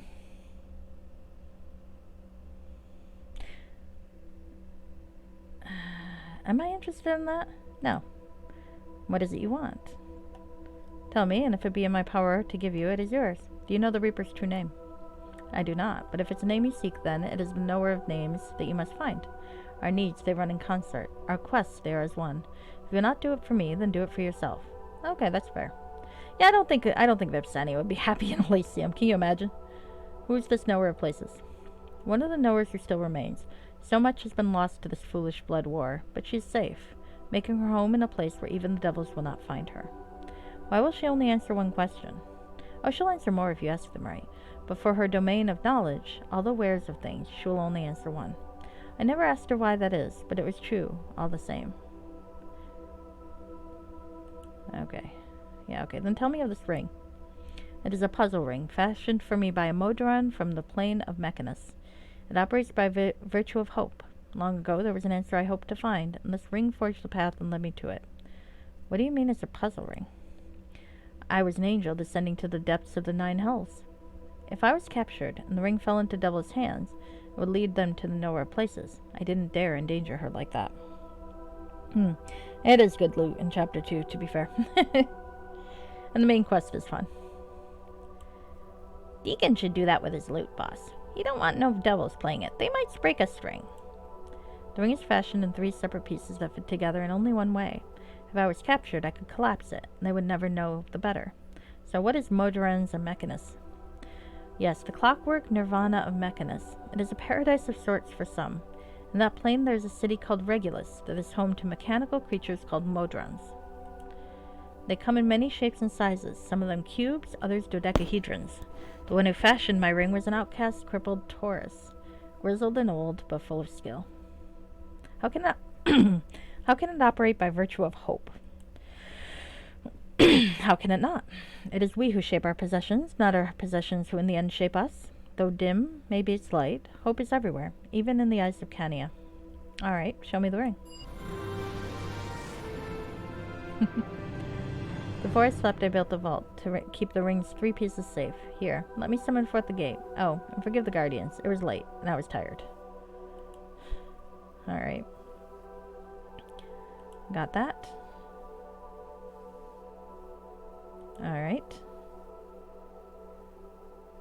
Sorry, I misspoke. I did not mean to have caused alarm. And I did not mean to be quite so overzealous. When one pins one's entire life upon a single thing, one tends to lose sight of all outside that goal. But tell me, is she here? Your one true love? No, she isn't. Very well. If I can wait for her this long, then there's no harm in waiting longer. Alright. I wish to return home. Home. I barely remember it. I've searched so long, and even now my quest is incomplete. Somewhere, banished to the wastes of Cania, is a creature I've never seen called the Knower of Names. Okay, we've got that. Okay. Alright. I must stop Mephistopheles. Alas, you're not the first to have tried. Somewhere banished to the furthest place. Okay, Knower of Names. Yeah. Okay, goodbye. Alright. So, I woke up the sleeping man. That went fine. The poor sensei is dead. Well, I didn't like her much. She led her people here and then were like, oh, well, they don't know their secrets, so they can't even see the reason why they're trapped in fucking hell for all eternity. Fuck this sensei. I hope she turns out to be the sleeping man's love interest, because the sleeping man is annoying as fuck. Though if his love interest is evil, that'll be pretty funny. Maybe it'll be Vipsania. I hope not. I'm not sure how that would work with the epilogue trilogy I want to play. The prayer card. A brief prayer is written on this card in the sleeping man's graceful scrawl. As a child, I learned to hope. When I became a man, my hope matured into faith. my old age approaching, I pray my faith bears love upon its branches. I want to kill the sleeping man. It's not bad. He's just really annoying. And Vipsania doesn't like him. She thinks he's really fucking irritating. Okay. On the plus side, let's go fucking in here. And I think after I get the ring, I'm going to call it a night.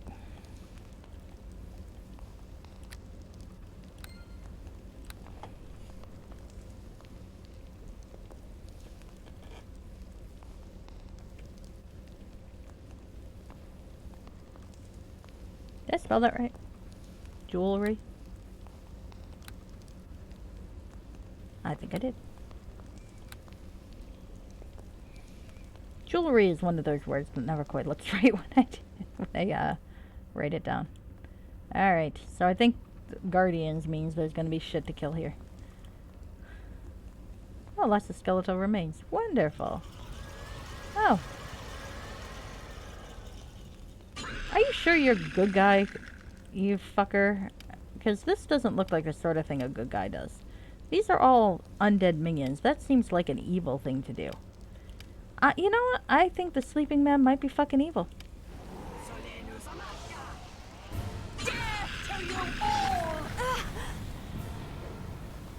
Okay, shit, these things are tougher than they look. I haven't fought anything in this realm thing yet, except the sensei who I murdered. That was fun.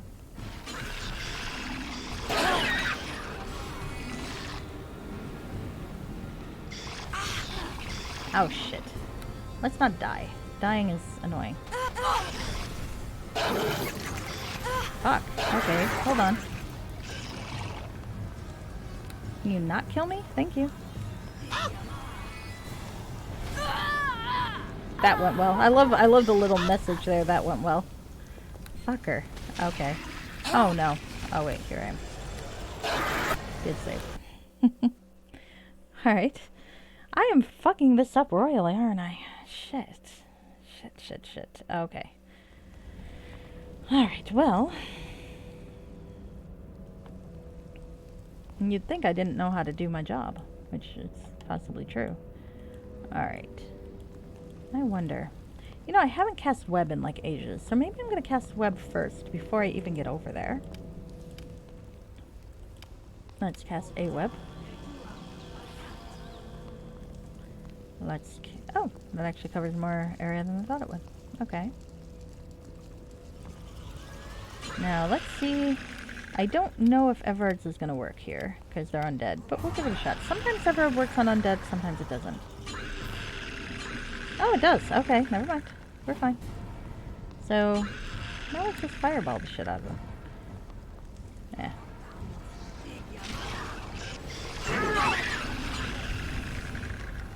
It is kind of nice to officially team up with Erebeth. I got to do it unofficially in those fan modules, but now I get to do it in canon. Fuck, stop that. Leave me alone, you fuckers. I am not here for you to kill. Assholes.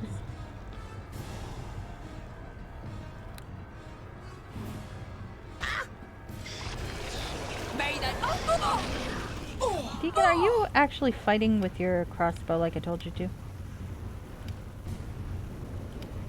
I would like you to be a ranged fighter. Yes. I'm thinking maybe you should, like, step back a little bit? I forgot how annoying ranged fighters are. Oh no, Deacon's not actually doing anything, is he? No, that's okay. As long as he stays alive. Deacon's there for moral support. He's not really there to kill things. Alright, let's just magic missile the last fucker. It is pretty hard, I have to say. I'm not enjoying it. Well, I'm enjoying the part where I lived, but, you know, aside from that. Okay, I think there's more of them that need to die. Okay.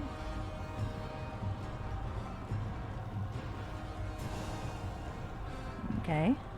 These look like they're gonna pop up. I mean, really though, where does a planetar get off? Yeah, I know, right? We should be able to. I mean, I'm still wrapped up in the idea that apparently a celestial planetar has got zombies here, or animated skeletons. That's absolutely not the way this is supposed to be, and we all know that. There are rules against that shit. A whole lot of rules. Alright, well let's do an Isaacs on him. Maximized Isaacs. I do love me an maximized Isaacs. Whoa. Did he? Oh, there he is. Maximized Isaacs is fun. Sadly, that was my last one. Gonna have to regular Isaacs him now. Isaacs is so fucking overpowered. So fucking overpowered. There's another one. Oh, fucking hell, really? I definitely feel you, though. Alright, well, let's get some more Everards around here.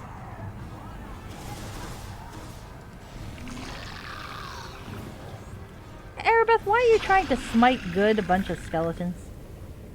Ah, that woman. That woman. Well, we always knew she wasn't that bright. Sorry. I like Erebeth, I really do. It's just, I think Vipsania would not be impressed by Erebeth. Poor Erebeth. She met the wrong protagonist in this dimension. Maybe there's a Steven Lioness Delta who can meet an Erebeth that was saved by a Hordes of the Underdark protagonist instead. Tynan's gonna die again. That's alright. They'll get back together. I can always summon them again. Alright. At least the XP's pretty good. Alright. Oh god. Alright. That all of it? God, the sleeping man's annoying as fuck, isn't he? I hope I am his true love so I can just fucking ditch him. First chance I get. Alright. Oh. I need to run away, because this is not good. Fucking hell, get out of my fucking way, guys. Thank you for knocking him down, though.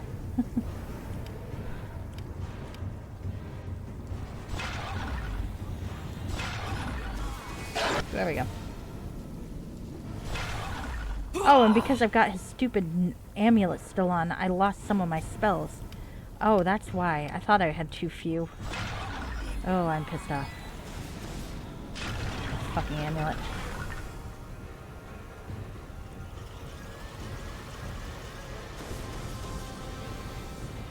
Should probably heal Erebeth, huh? Alright, Erebeth, here you go. Not the skeleton minion. Just Erebeth. There you go. You know, guys, if you pull them into the tentacles, it works slightly better. Oh well.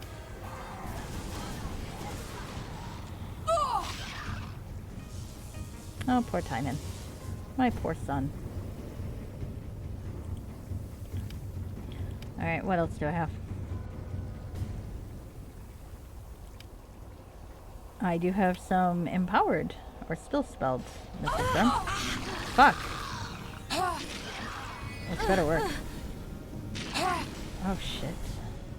Okay, I know I've got some healing potions. I'm just gonna have to use some. I hate wasting a heal. Oh well. There we go. Deacon's doing fine though. Taking advantage of that bug where he doesn't attack anything. That's alright. That's fair game. Okay. Yeah, this is tough. I don't like this one. Alright. And seriously, where the fuck does the planer get off summoning fucking bone golems? What kind of good character summons bone golems? That's evil shit, darling. Evil shit.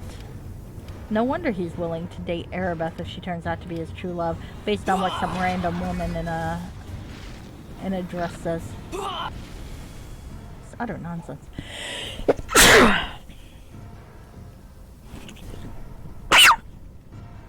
God, I hope I get to kill the sleeping man. That'd be fun.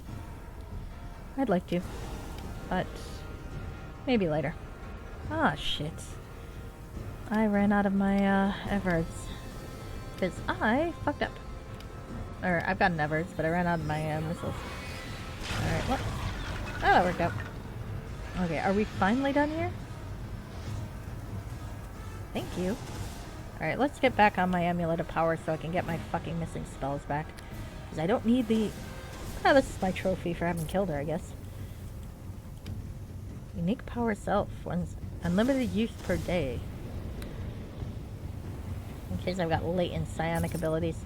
I don't want to read people's fucking minds. God knows where they've been. Fucking dirty-minded folk. Okay. Oh. Ah, here we go. 5th level. Let's get myself... 5th level. Let's see. Yeah, let's give him another cloud kill. Oh, I forgot to do cloud kill. That might have been helpful. We'll put another Lesser Isaacs, because Lesser Isaacs usually pretty good. Oh, and I forgot. I do have defensive stuff.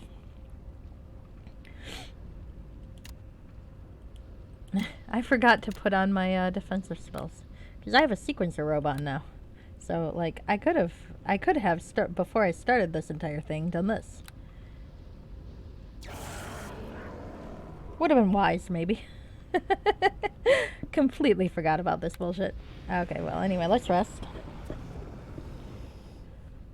But you're right, it is a fucking hard fight. And poor Tynan. Tynan's dead again. I should resummon him. Tynan deserves this field trip to the Hells. Actually, though, in the meantime... Well, no, I'll finish this up and then call it a night, I think. Actually, I might call it a night right now. Okay. Fucking bones. I hate the bones. Alright. Because I hate leaving remains unlooted. Alright. Because, watch, there'll be one of them that has something different. Okay. Oh, yeah, an Alexandrite. So that means I gotta check all of them. Because, fuck it. Kids, stay out of the way. Mommy is looking through dead people for their shit. Yeah. Okay. One gemstone. All that. Where it got a gemstone? No one knows. Alright. Okay, might as well save. So I don't fuck this up further. Let's bring the kid out. Hello, Tynan. How are you today? Aw, that's my boy. Ignore your corpse over there. Of all the trauma I've given this child, I don't think that's really going to be an issue. Okay, got one. Sleeping man's ring. H. F. Come on.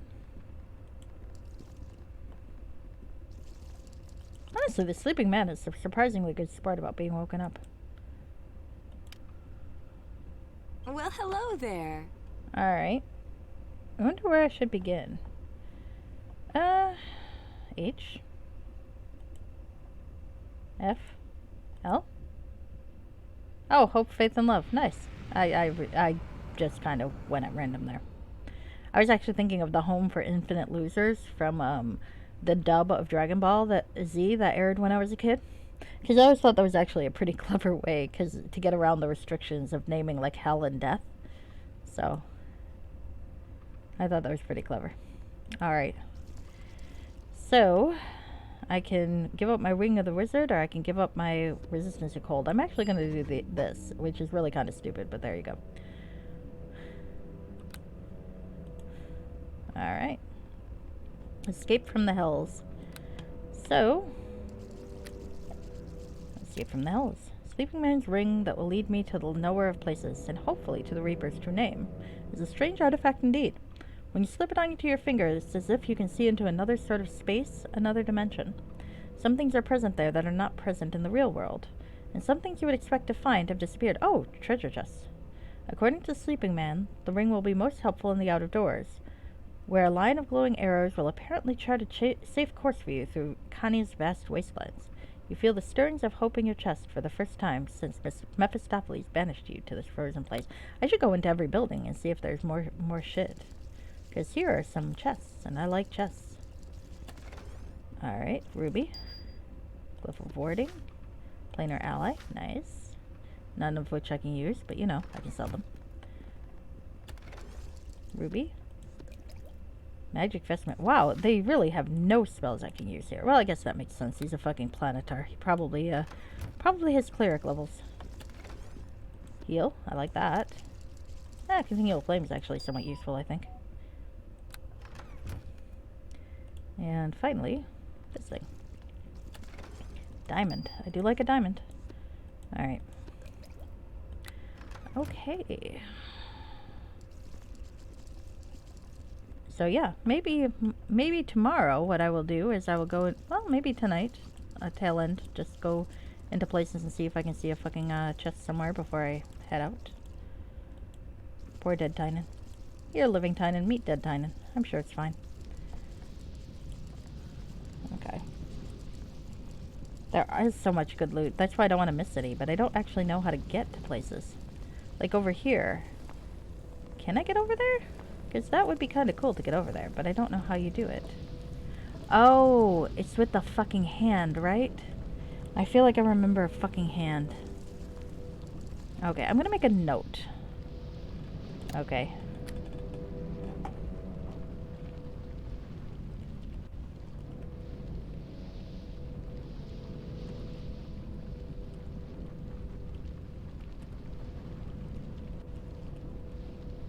Yeah, because I feel like suddenly I remember that there's a fucking hand that grabs things and pulls you along, and I always thought that was cool.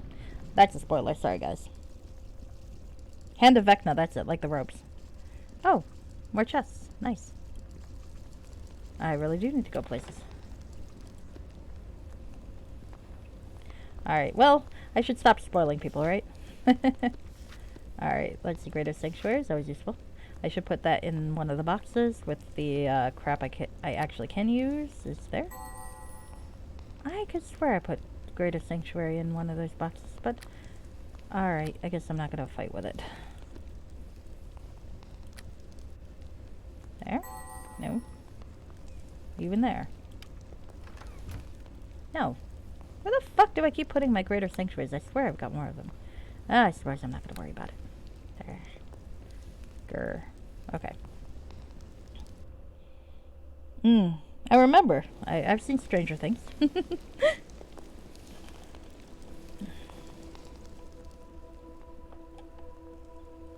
Oh, look at that poor dead woman. Well, actually, though, I don't feel bad about it, because she's a bitch. Helm of Righteousness. Wow. Okay, well, I can't use it, but I feel like I'm gonna go sell this thing. Because that's pretty spectacular. Actually, can Deacon use it?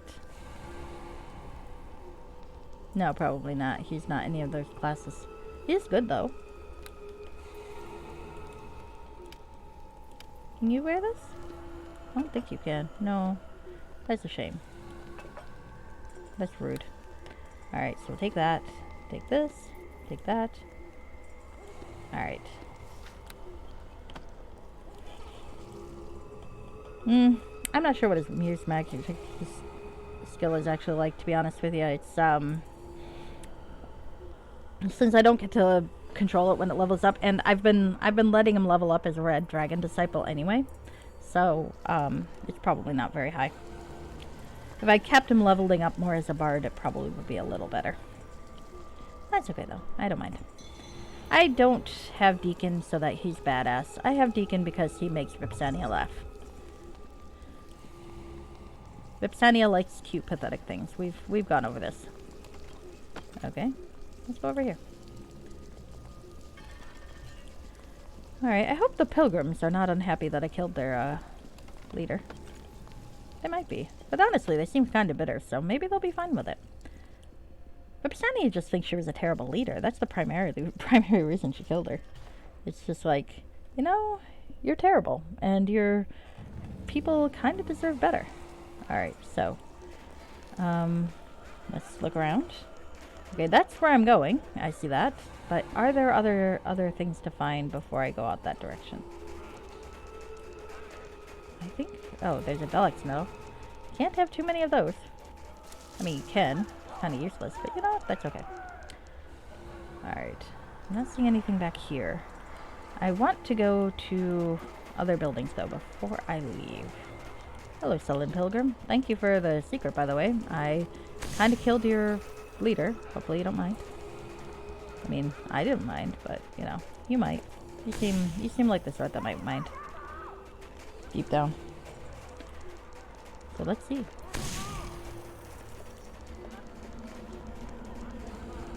Okay, I'm not seeing anything to loot outdoors. Oh, another Velix medal though. That's nice. Hello, my boy. My boy. My boy. He's a good boy. The best.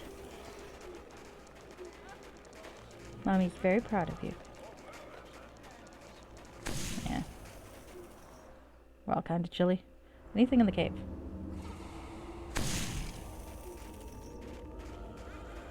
I don't see anything in the cave. Yeah, that makes sense.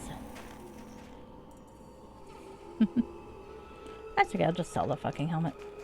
Oh, now we're getting 2 at a time. Cold. I see. Oh, that's clever. Alright, I might switch that out eventually for a bit. I don't want to lose my spells, though. That's the annoying thing. Why do I have to choose between spells and, like, sensible warmth? Hi. There we go. We are soothing. Alright, now let's move on.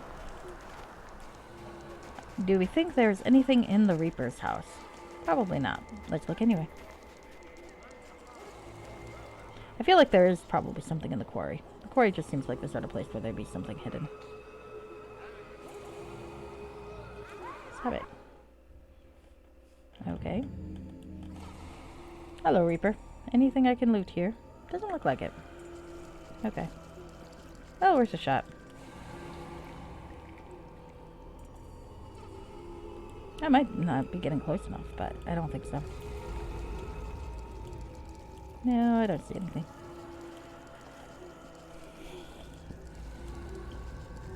You keep forgetting it's mainstream knowledge now. Yep, gotta blame Stranger Things, huh? Of course, I've very rarely been associated with mainstream knowledge. I know a lot of stupid shit, just not every stupid shit.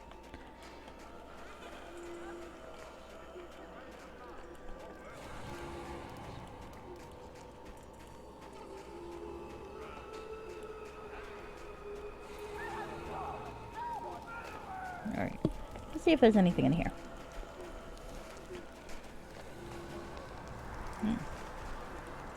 Come on, children, out of the way. Mommy loves you. Mommy just wants you to get out of her fucking way. Alright. Can I get up? Can I get down from here? Hi, Nin. Out of Mommy's way, dear.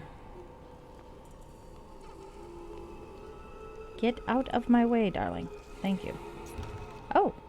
Whoa. The Iron Skeleton. It is not clear what darkness possessed the talented smith who created this unsettling armor. The steel seems to slither along the wearer's limbs, reshaping itself to a new suit with each wearer. It acts as protection against the darkness, but also seems to call to the shadows themselves. Heavy armor. Dexterity +3. Dark vision. And spell school immunity illusion. Oh, wow. How does it compare to what you're wearing? Okay. Alright. I'll keep it and sell it. I'll put it in a bag of holding and sell it later. Actually, because I think I've got enough to do what I need to do. Arcane Disjunction. Nice. Healer's Kit. Always good. Actually, hold on. Healer's Kit goes into the Healer Kit bag. There we go. Speed. Bull Strength. Diamond. Nice. Okay. Alright. Anything else lootable here? Okay, that armor was cool. That armor's very cool. Don't mind me. Why did you get something out of midair? It's a new interpretive dance.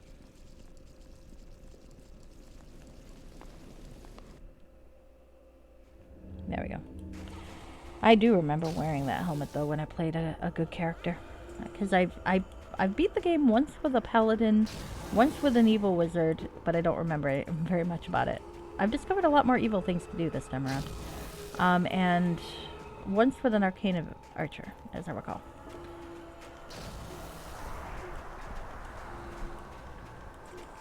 And it was fun.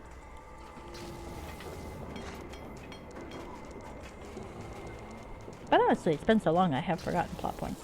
So, it's kind of cool. Alright, so I'm going to go into the tavern and maybe talk to Resolver to sell some of those scrolls, if nothing else. Possibly not the armor.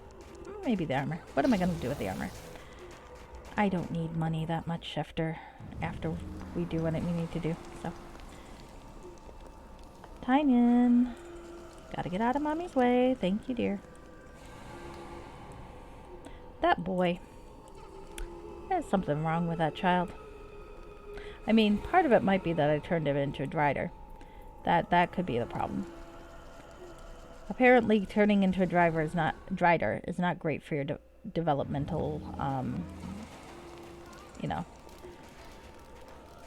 I feel like it probably does give you a little bit of a disadvantage in certain ways. Just a thought. Ah, more people screaming. The longer I wait around, the more these people die. Probably should keep that in mind. Alright. Hello there. Okay. Hello, Philos. And I'm probably gonna get out here. Ah, Arden Swift annoyed me. That's what you get for pretending you knew the secret name when I'm saving money. Alright. I'm not seeing anything to loot here, unfortunately. No weird crates or boxes. Well, probably for the best. I feel like the dragon might take offense. Hello, Resolver. Oh, actually, hold on. What's that? There is something here. What's that? Oh. Black Bow of Baator. Okay, okay. Oh, wow. Only usable by Arcane Archer. Well, Bard. Druid, Ranger. Whoa. Holy shit, look at this thing. Holy fucking shit. Attack bonus versus Outsider +3. Attack bonus +8. Point blank shot. Dexterity +3. Strength +3. Only usable by Arcane Archer, Bard, Druid, Rogue, Ranger. Blood Fury. Dragon Breath. Holy fuck. That thing is crazy. That thing is fucking bananas. Okay. Going here was clearly the right thing to do.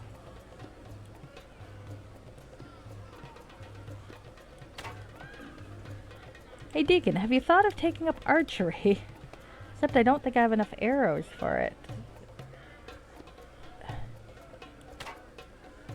Oh no, he can't do it either. Why not? He's a bard. Why can't he? He should be able to use it, shouldn't he? Yeah. I would think he could. Oh, he doesn't have the proficiencies. Do you need proficiencies?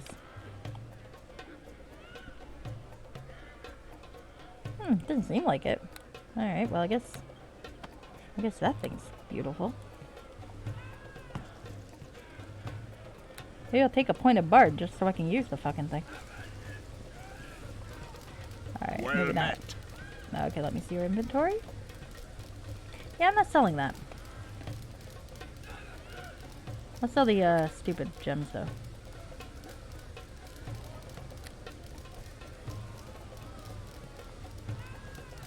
Let's just put that there. Alright.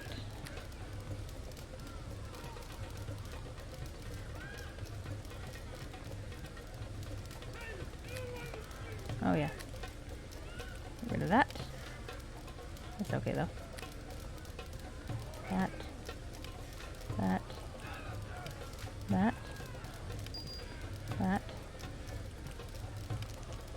I guess I probably should get rid of it. Oh, holy shit, that is a bow. That is a bow, my friends.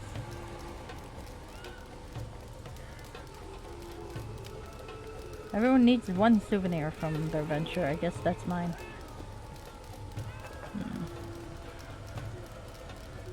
Martial weapon. Is it? I guess.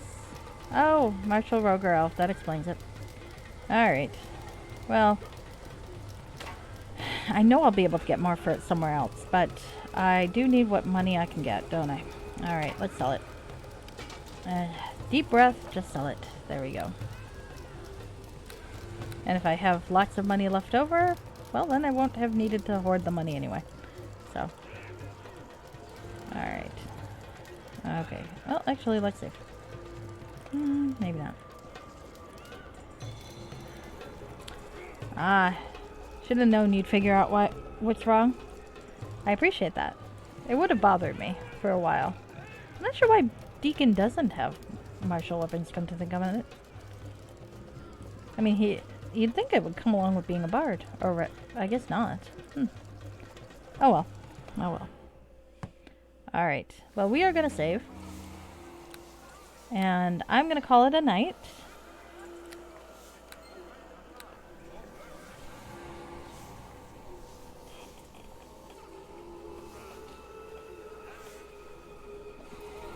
And find someone to raid. And then I'm going to give the cat her dose of ointment that I gave her the eye drop, but not the ointment. And use the bathroom. That is the downside. Alright. Alright. Now you are facing the silent black screen of death. While I find... Is Emmy still streaming? No, I don't think she could just possibly still be streaming at this point in time of night. I do like the tentacles. So who am I going to raid? I mean, if Emmy is still streaming, I would raid her, but I can't imagine she's still raiding. I think that's just my screen never followed her, or still be gaming. Maybe. I'd imagine she raided someone, though. Yeah, she did. Okay. My screen just didn't want to connect. Now, who haven't I done in a while? You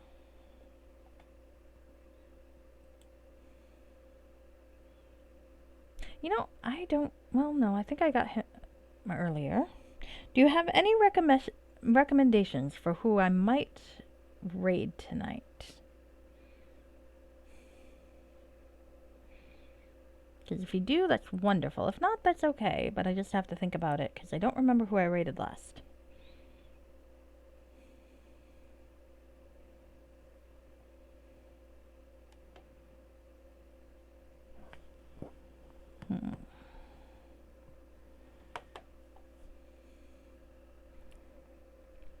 Now let's get RGB. He's doing Metroid Prime. And he's got a cute puppy. So. Alright, well, I had fun. Thank you for traipsing around hell with me, my charming kobold partner, and my baby, who is now a monster. Everyone needs a monstrous baby, don't you? It's like part of life. It is a wonderful thing to have. Alright. Aw, thank you. Well, tomorrow I will not be streaming because I will be taking part in the Frog Pond Academy. Episode 3. We'll see what shenanigans we get up to, I guess. I think Igor's probably going to be quite dull, but the others tend to get up to all sorts of fun shit. Of course, he did have that interesting conversation with the people of faith, and that would be a really interesting extracurricular activity for him to do. I was kind of resistant on the day of, and I think he was too, but I think the more he thinks about it, he's going to be really into the idea of exploring faith in intangible concepts versus necessarily gods. Though, I mean, I think he's of course a follower of God Wonderbringer. He's not going to be in the Wall of the Faithless or anything like that, even if that still exists in this particular version of the universe. And there I go, I'm starting to get into character already. The big step for playing Igor Knock is to just talk really fast and try not to breathe. Anyway, I think we are all set, so I will send us over to raid. Sorry about that. I just can't stop talking, can I? Here we go. Have a good night.